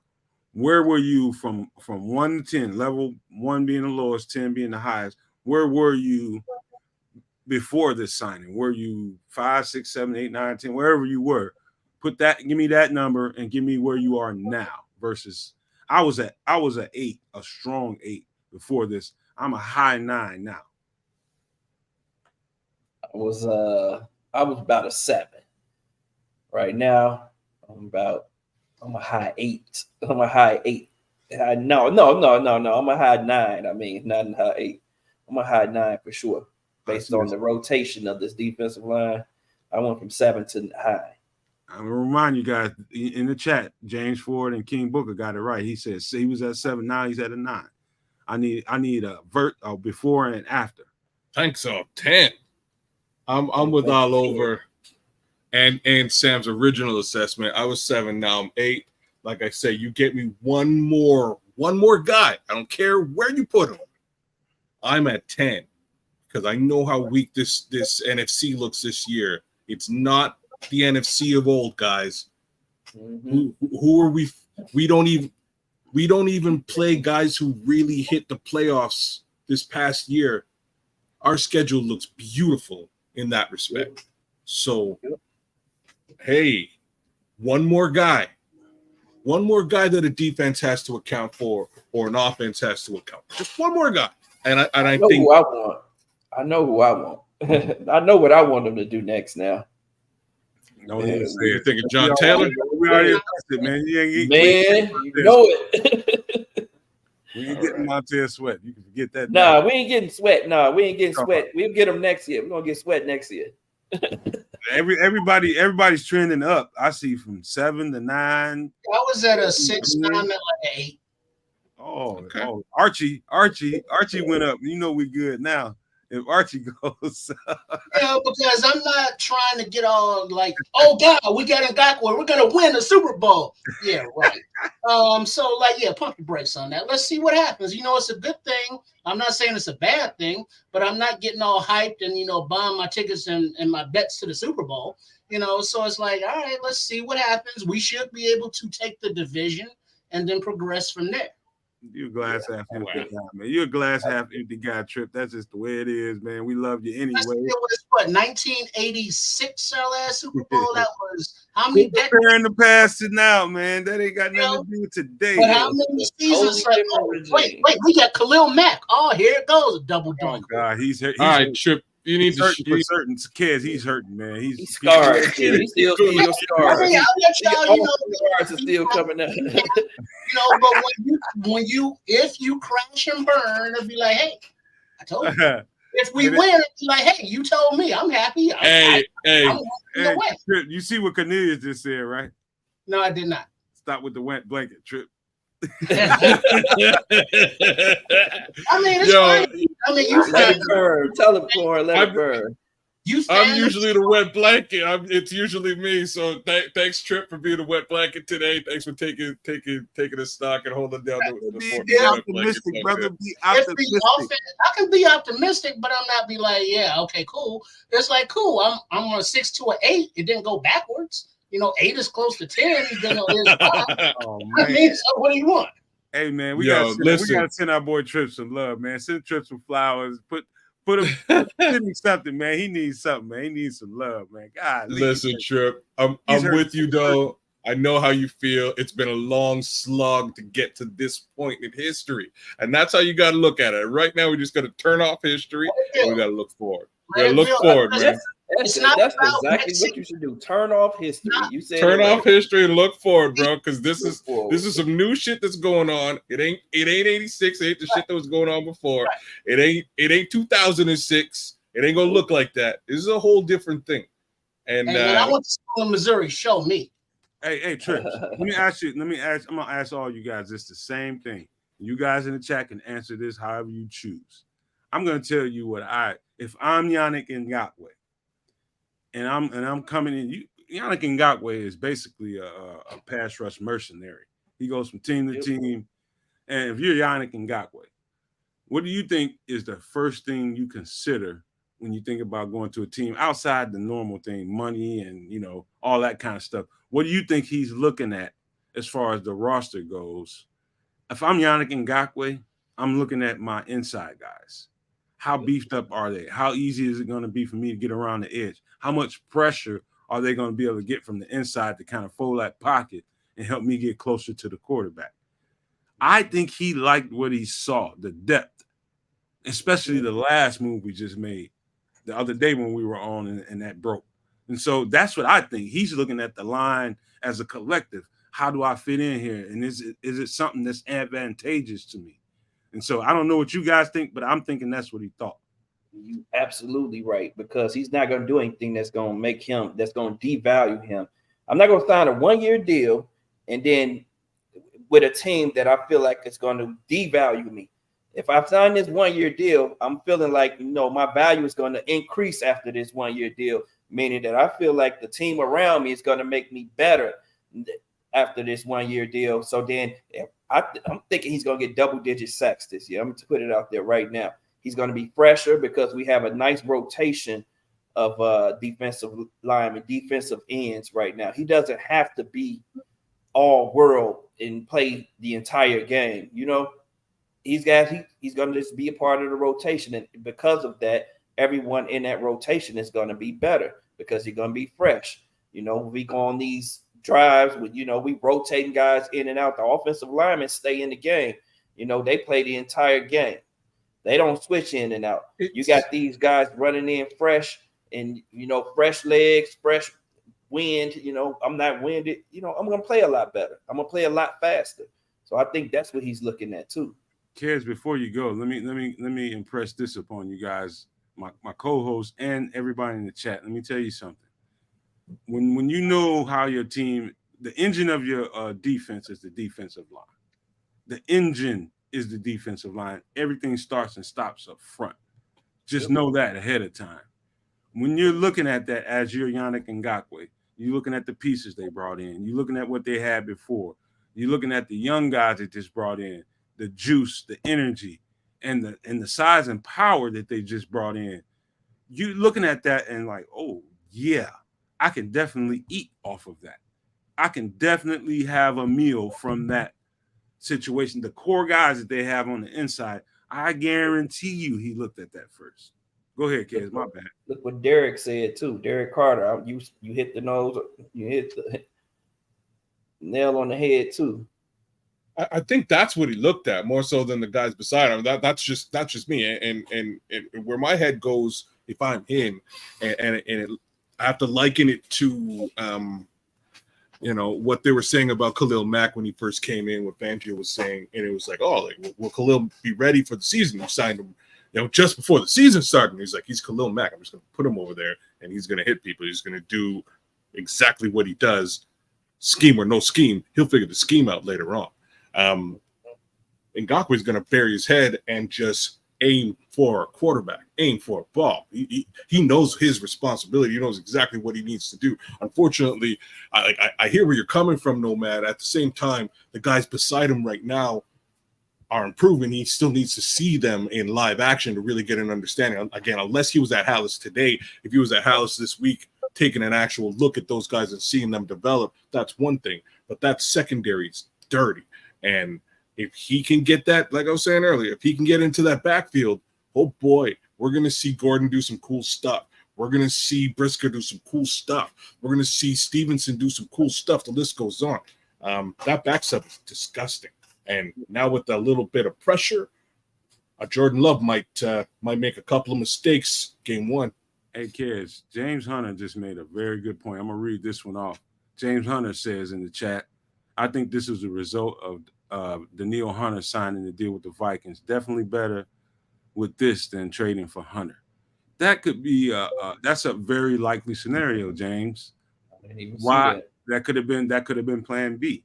Unique Ngakoue could be plan B. They could have been after him the whole time, and just because that just happened so recently, they realized they couldn't come together with the right terms for wherever the trade might have been. This could be a reaction to that.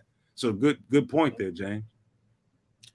So two things. First thing, Cornelius Squalls, I'm literally wearing a Khalil Mack jersey right now. I know bad mouthing, brother. I'm bigging the man up. Mad love and respect. I just didn't see them really barreling down on a Daniil Hunter move because that would have cost capital, and that was the only reason why I would have. Well, there's the other reason is like it's the Vikings. I know the Vikings just did a trade very recently for Hawkinson within the division. So, interdivision things might occur. They're few and far between. That's kind of why I was like, I know Daniil might be on the market. Maybe we can get access to him, but I really didn't consider him somebody that we would really be focusing on. You know what, kids? It's interesting, though, that the Bears didn't make a signing until after the Vikings re-signed. It is interesting timing, ain't it, Chris? Yes, they might have been waiting for the Vikings to cut him if that was what was going to happen. Oh, they weren't going to cut him. They were never going to cut him. That was not even remotely possible. They might have traded him. Well, if he was thinking about holding out, they might trade him. But they were actively shopping him. Yeah, that was the word that I got. Is that correct, fellas? They were actively shopping him.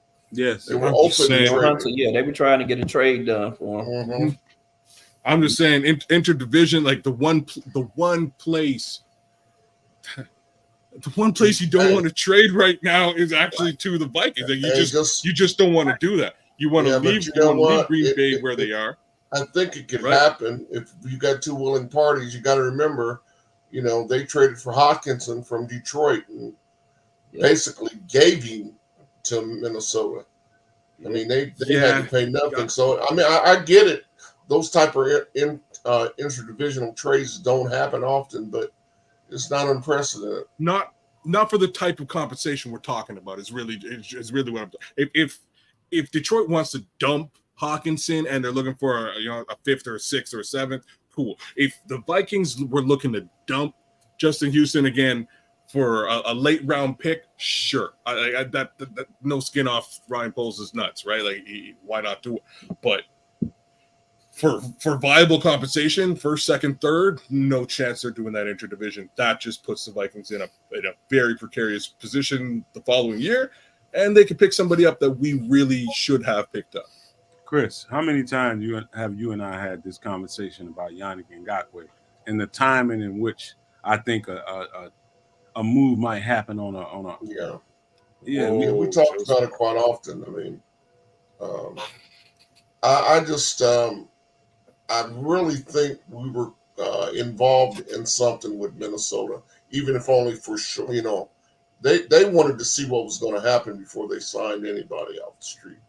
I mean, we're all happy about Ngakoue.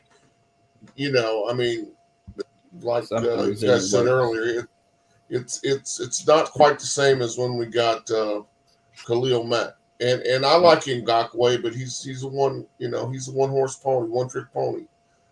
So we need him for that exact one trick. Well, and you're correct. You wanted to get to that one.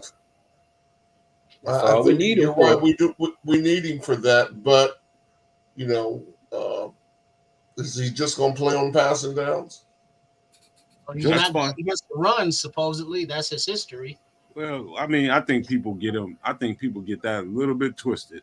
I don't think he's quite as bad at run defense as people give. He's made out to be. He is a pass rush mercenary, no question about it. That's his MO. But I don't think. I think you put him in a bad light by calling him. He's not good at run defense. Yeah, guess what? But that's a true light, though. I mean, I've seen several clips where he really didn't seem interested in stopping the run.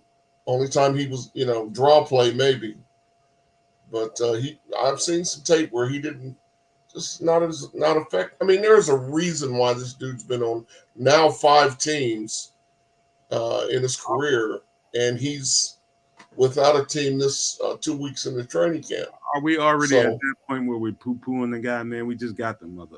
Look, no, I'm not poo-pooing. I'm just trying. Wait. He never had to put his track shoes on before yet. This is a different coach, man, a different coaching staff. I fully expect that they had that conversation with him about effort. If it's an effort thing, then they had that conversation with him. Like, dog, we're not going for that.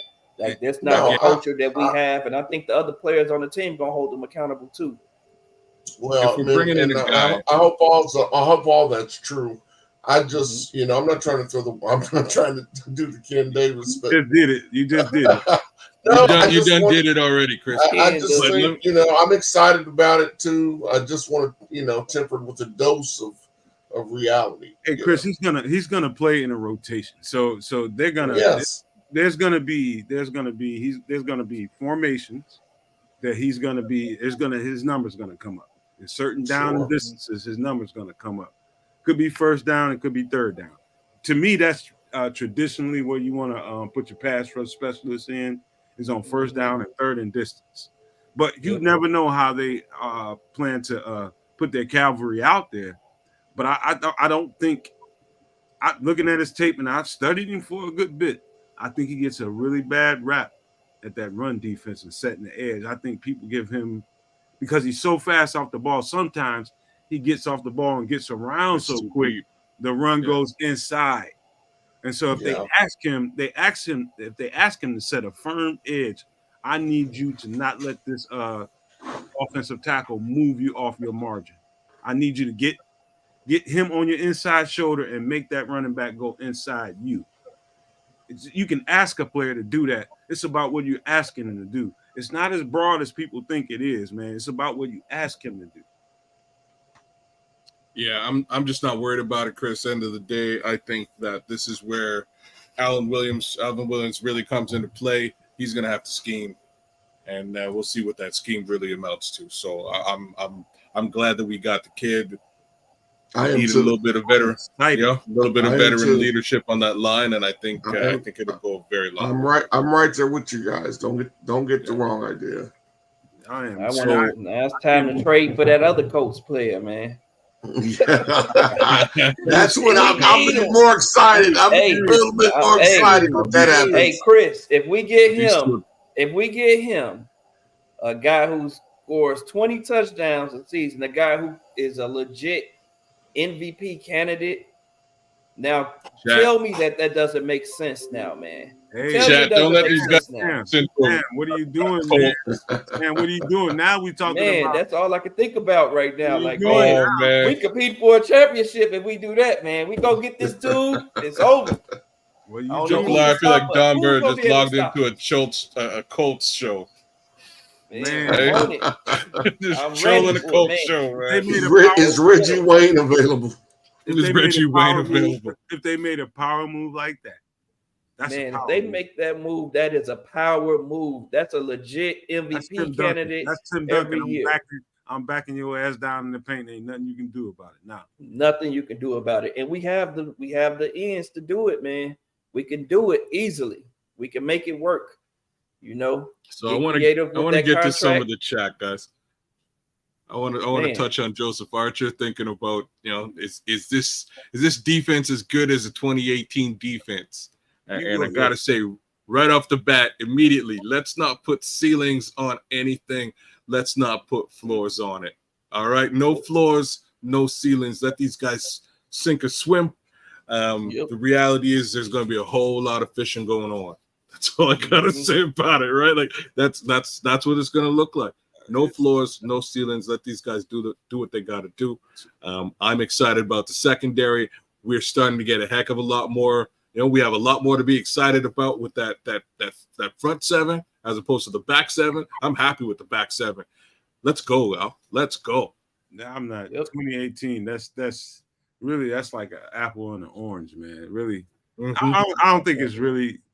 Actually, man, the dynamics of this team, I like completely the opposite. I like a whole lot better. Why? It's because it's so much more youth.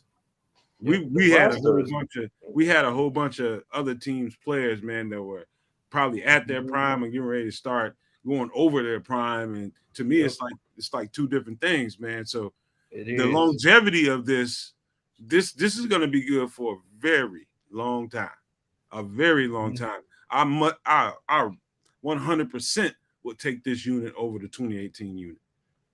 Ooh, listen to this man go. I'm trying to, keep guys within the floor and the ceiling. You're going. I love it. Hey man, that's that 2018, man. That's I know that's the last time we had a really solid defense, but man, this is going to be so much different. I mean, these dudes gonna have waves of cats running at cats, especially on defense. I mean, waves of cats.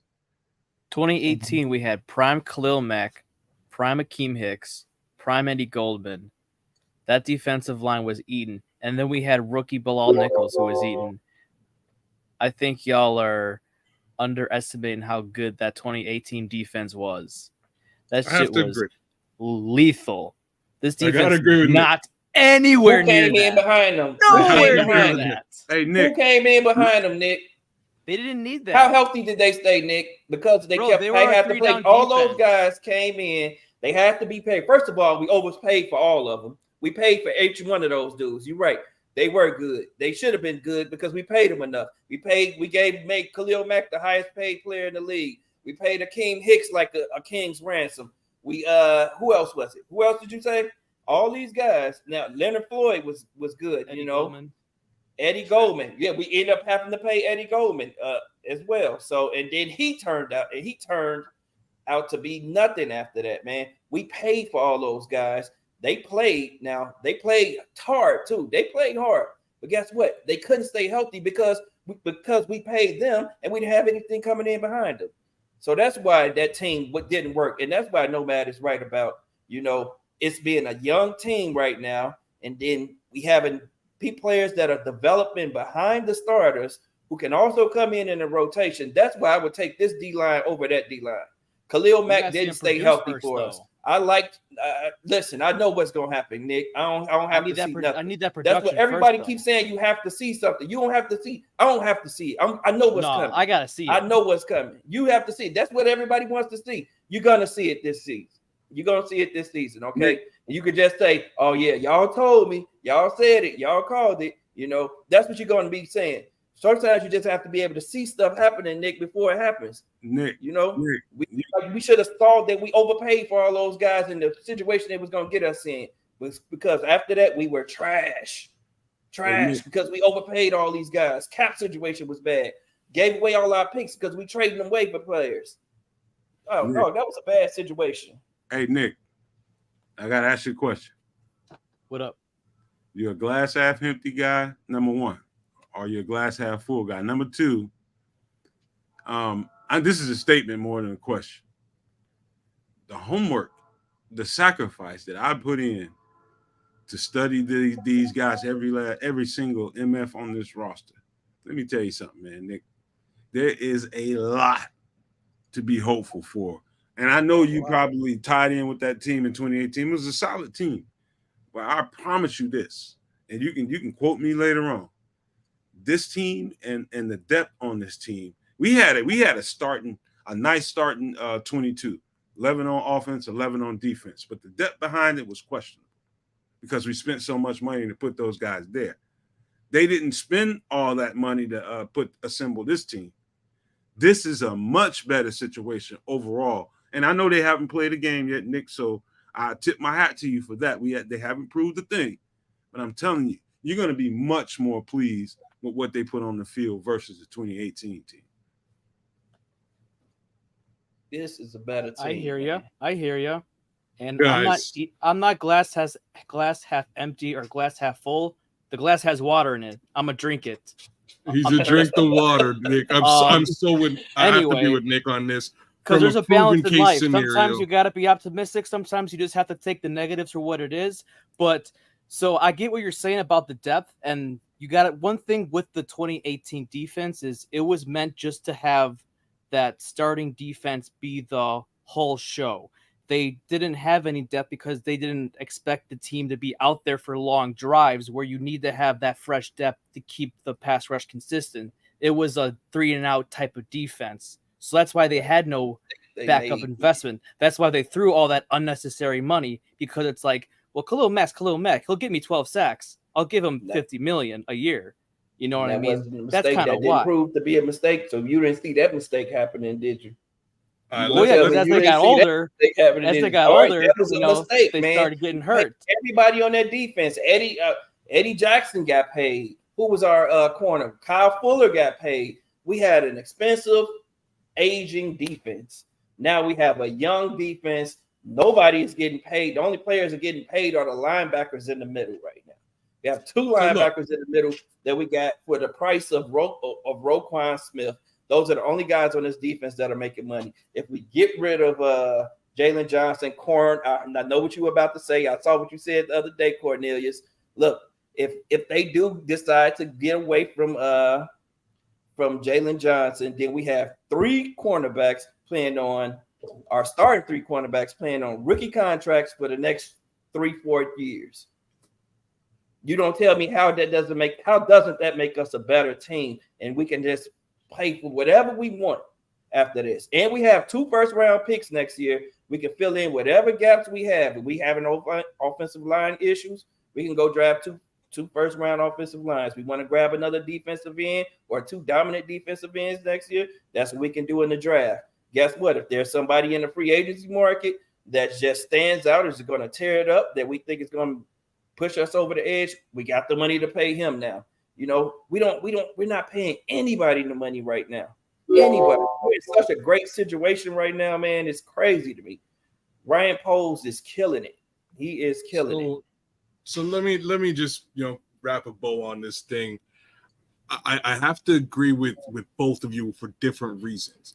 Situationally, that 2018 team was a It was a nightmare, and it was a nightmare for years, for years to come. It was a one and done especially season. It's basically right. It was an all or nothing investment. It was like all or nothing. The idea was Mitch was the guy. They wanted Mitch to be the guy. He turned out not to be the guy. It was a failed experiment. Unfortunately, the reality there though was that team was proven. They did amazing things on the field that year. Right now, we're betting against a case scenario. We're betting against an unknown. So I have all the faith in the world in the unknown. I want to see the unknown, and I want to see it rise and proliferate and explode and do all sorts of. You know what I'm saying? I want it to be amazing. So I don't want to take any wind out of the sails that Samo is flying right now. I think we're on an upward tier, and I just want to see that tier keep climbing. Right, that's where I am. But if we are comparing to 2018, I do have to say those guys put on an amazing job, and that's going to be tough for them to top. It's going to be tough, but I'm all for it. I want to see them do it. Hey, Kez, before you guys listen, I don't remember exactly who it was that asked me, but I think it was James Hunter. Might have been somebody else, but I don't know. Somebody asked me, will we do a fantasy show? I don't play fantasy. Number one, because I'll tell you why, but I'll tell you what we'll do to satisfy that audience that loves fantasy. So I understand, man, a lot of people really love fantasy, and we will answer that bell. I have a concept for you. But before I tell you that, me and fantasy ran into a problem because I stopped loving football for a minute because I got so into fantasy and being let down. And, I really stopped paying attention to the things that were important. As far as I go as a football player, my love for the game is more important to me than anything. I really love this. I really love doing this. And I don't want anything to interfere with that. And fantasy got in the way of that because I was worrying about I wasn't enjoying the game anymore. I was watching to see if somebody got a number. You know what I mean? So that took away from me. And looking back on it, I'm so glad that I stopped playing fantasy that I can't even describe that to you. However, the people who love fantasy and you want to see fantasy on the show, here's a great concept for you. And I know the rest of these podcasters are going to steal it, but trust me. Okay, then Nomad, I'm going to stop you right now. Hold the concept for later. Hold it for later. We'll talk because I'm a fantasy guy a little bit. I play a little bit of fantasy. All right, this is what I'm saying. We might have a little something. I'll just tell you guys this. Somebody stop him. Okay. Right. What were you about to do? I got a very interesting concept for you guys that I think you will enjoy. How about that? So you ain't got to worry about me playing, but I'll just tell you that. I love it. I still like that. Thanks for throwing that up in the chat. Yeah, we'll have a little powwow on the fantasy, on the fantasy front as a team after, and maybe we'll come up with something that you guys will like. We'll see. Yeah, it was rough on me, man. I didn't think, man, football is my first love. So you guys, to be real clear with you guys, before I loved a woman, football was it, and it's still that to this day. I love the lady I got in my life, but she knows. Say no, man. Come she on, knows. You gotta get your priorities together, man. I'm for real with it. It's in my blood. I love the game now. SHIT football, man. This is what I do, man. And it comes through me and my passion, man. It's not hard to tell, man. I do this for real. The rest of these people talk SHIT about it. I do this. So, that if it starts messing with my love for the game, I'm probably gonna not mess with it, man. So that's just the way it is for me. It doesn't mess with my love for the game, though, man. It just increases my love for the game. I always felt like, man, and it keeps me abreast of, abreast of all the good players that are in the league. That's how I always looked at it. Like, it keeps me tight and let me know about who's who on every team, as far as the skill players go, at least. So that's what I always liked about it. I've been in second place 3 of the last 4 years, but that other year I won it. So I don't know, man. And then one year I tried to do 5 leagues. It was the worst mistake I ever made in my life. Like, yeah, you need to calm yourself down, bro. I did 3. 3 was too many for me. I manage a league myself. I'm in a much higher stakes league as well. Last year in the higher stakes league, I went to the championships and lost because I'm pretty sure, I don't know, somebody was out is really what it was, some sort of injury case scenario, shot by shit. Yeah. But anyways, it is what it is. I pay attention to all these guys out there and get a good look at all these skilled players. That's fun to me. I enjoy it. It doesn't make me feel any kind of different way about football. I will say that it does make me feel a little bit of a different way about the Bears, and I either top load Bears players on my team or I go zero Bears, right? It's like one or the other. And you know what I mean? There's those years where I go zero Bears and I'm like, man, I should be watching my team. I should be watching so much more Bears football than I am right now because I'm so focused on fantasy. But last couple of years that hasn't been the case. I've had a fair amount of Bears on my team. I had Justin on my team. On that team, I had Justin as my backup quarterback, and he came in clutch last year, straight up and down.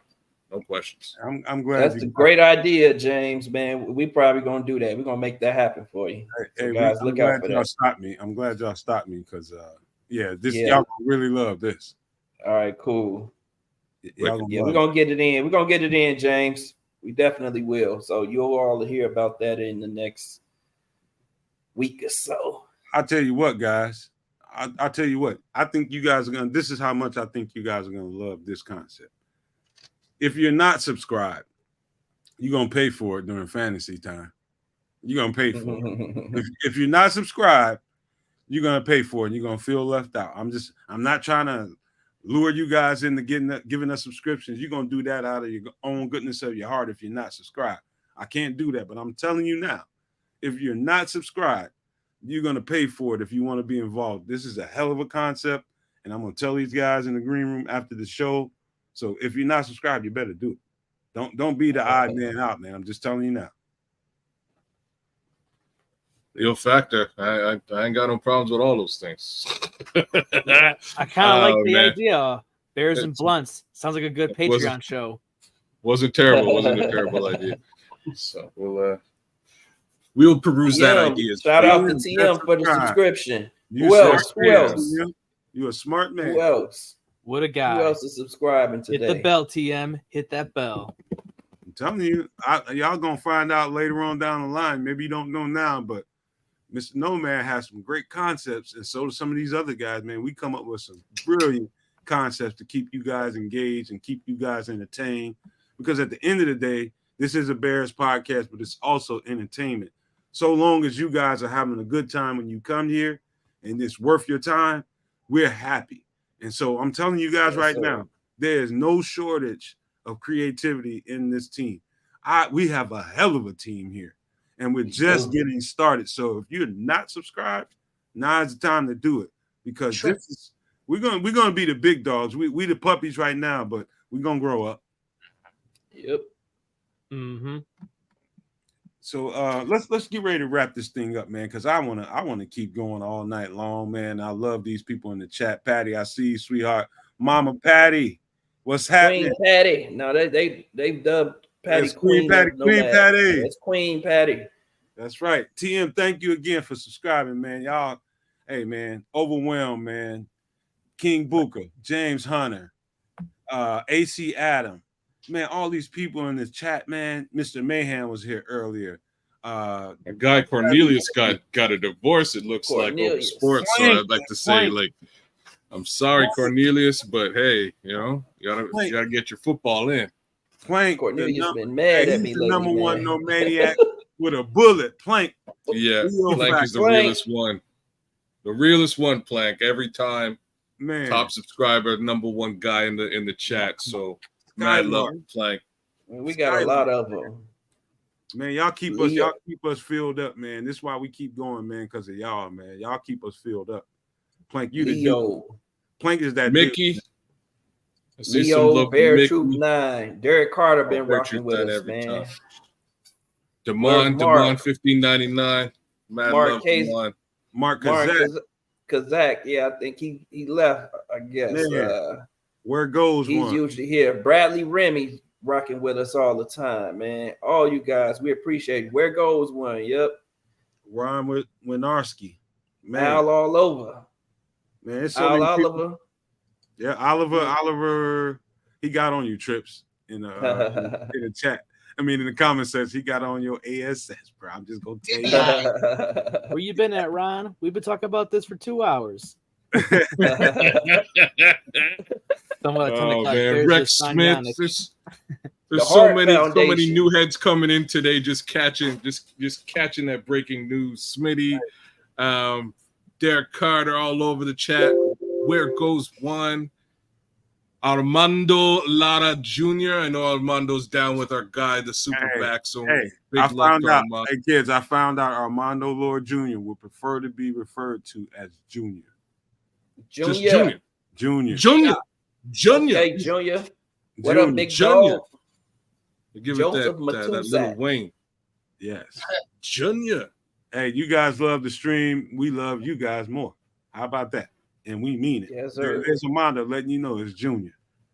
All right, it's Junior for now on Armando. The Heart Shout out Foundation, to all you guys. Black, P3P podcast, and even Don Bird. Why not? Yeah, even Don Bird, man, who comes even and Don tries to hijack Bird gets the love shows. today. My nephew Don Don has to be dealing. You'll be a son too. You'll be Gigakwe's son.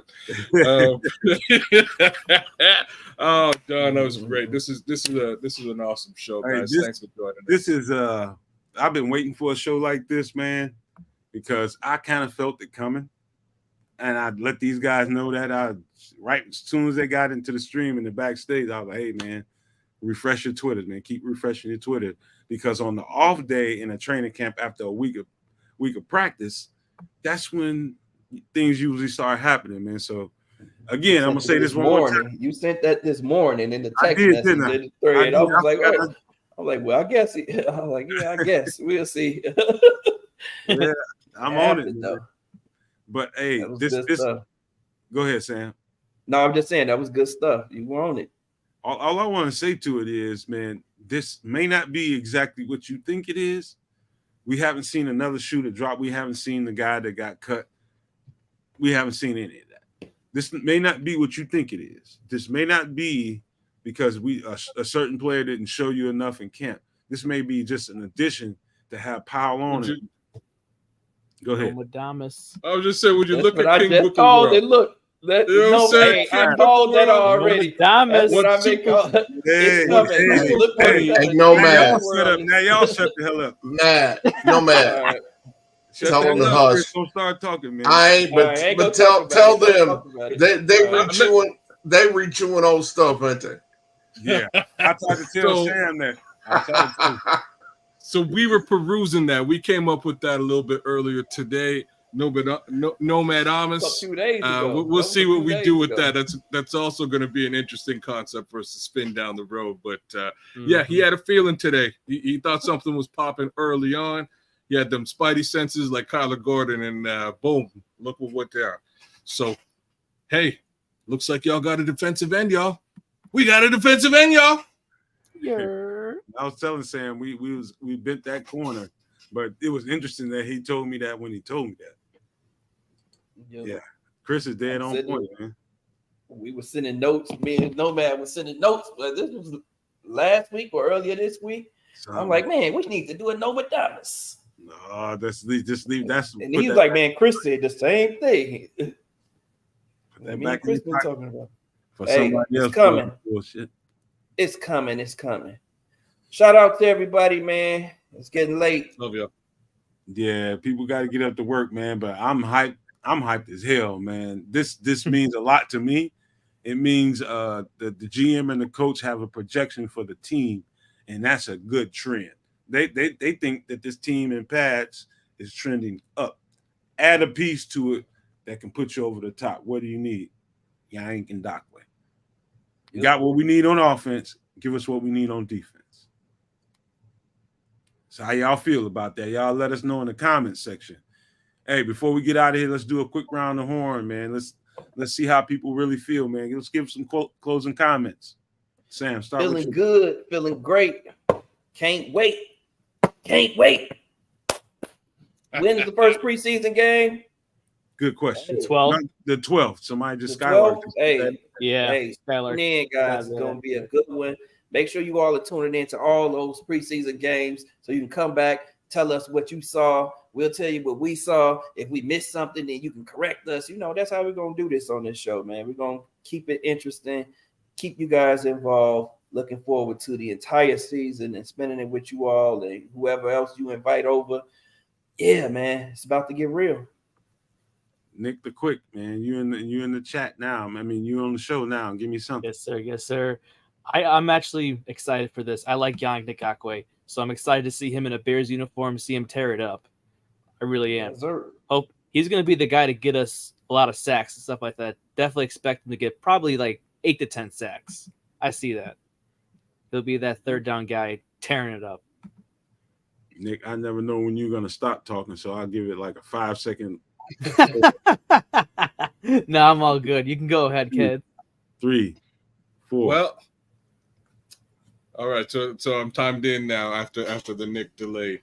I'm going to start it off by saying what up to CHGO and good old Greg Baggs for stopping by and sharing that moment with us. That was super fun. Thanks, Greg.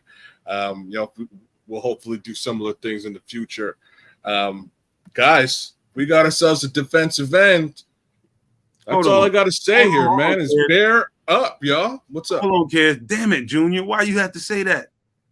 Why you had to say that? I did not want to think about that, man.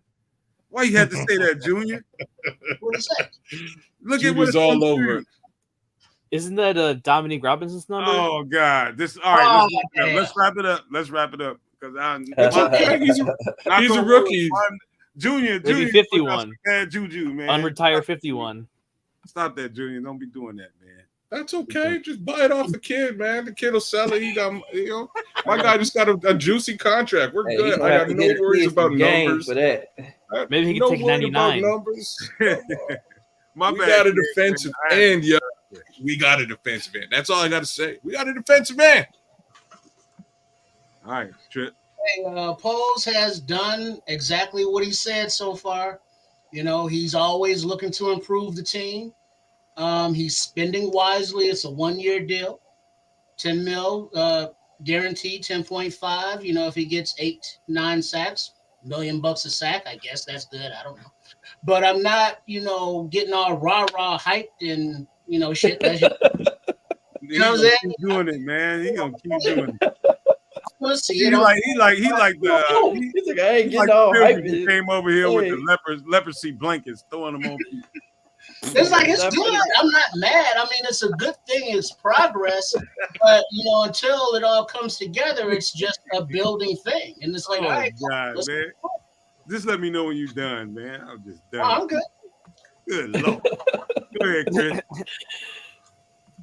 Listen, man, first I want to thanks Greg Braggs for coming on, giving us a little time, infusing some energy immediately.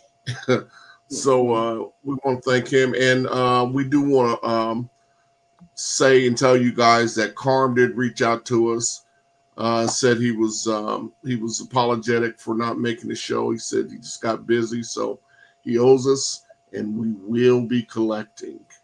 All right, Carm. Words from the producer. Don't make me bust your nose, Carm. Get on over here, man. Hey, but listen, man. My last thoughts are: don't forget, we are on Podbean now. We are on how many streams now? Nick, tell them where we are. So we're on now Twitch. We're on Amazon Music. We're on Spotify. Soon to be Apple Music. And we're also on iHeartRadio. I think I may have mentioned that, but I'm going to say it again if I did. That's right. Nice. So with that being said, man, listen, man. Again, we'll be here tomorrow morning for you. Tomorrow afternoon for you guys at 3 after practice and after the presser with all the updates we can get. Hopefully we can get a guy or two come on the show. If not, we'll go with ourselves. And I write enough notes and Samo writes enough notes and all these guys write enough notes to bring you some comprehensive coverage of Chicago Bears training camp. You won't miss anything here. We will have everything you need right here at the Nomad Network. So don't worry, man. Make sure you're here at 3 o'clock tomorrow, 3 p.m. Central. And if you can't catch us live, catch us on the rebound or catch us on the audio stream. So with that being said, man, on behalf of the Nomad Network, Nomad Live, thank you guys. Love, peace, and hair grease, y'all. Love, guys. Salute. Bear down, baby. Bear down. Bear down. Get ready.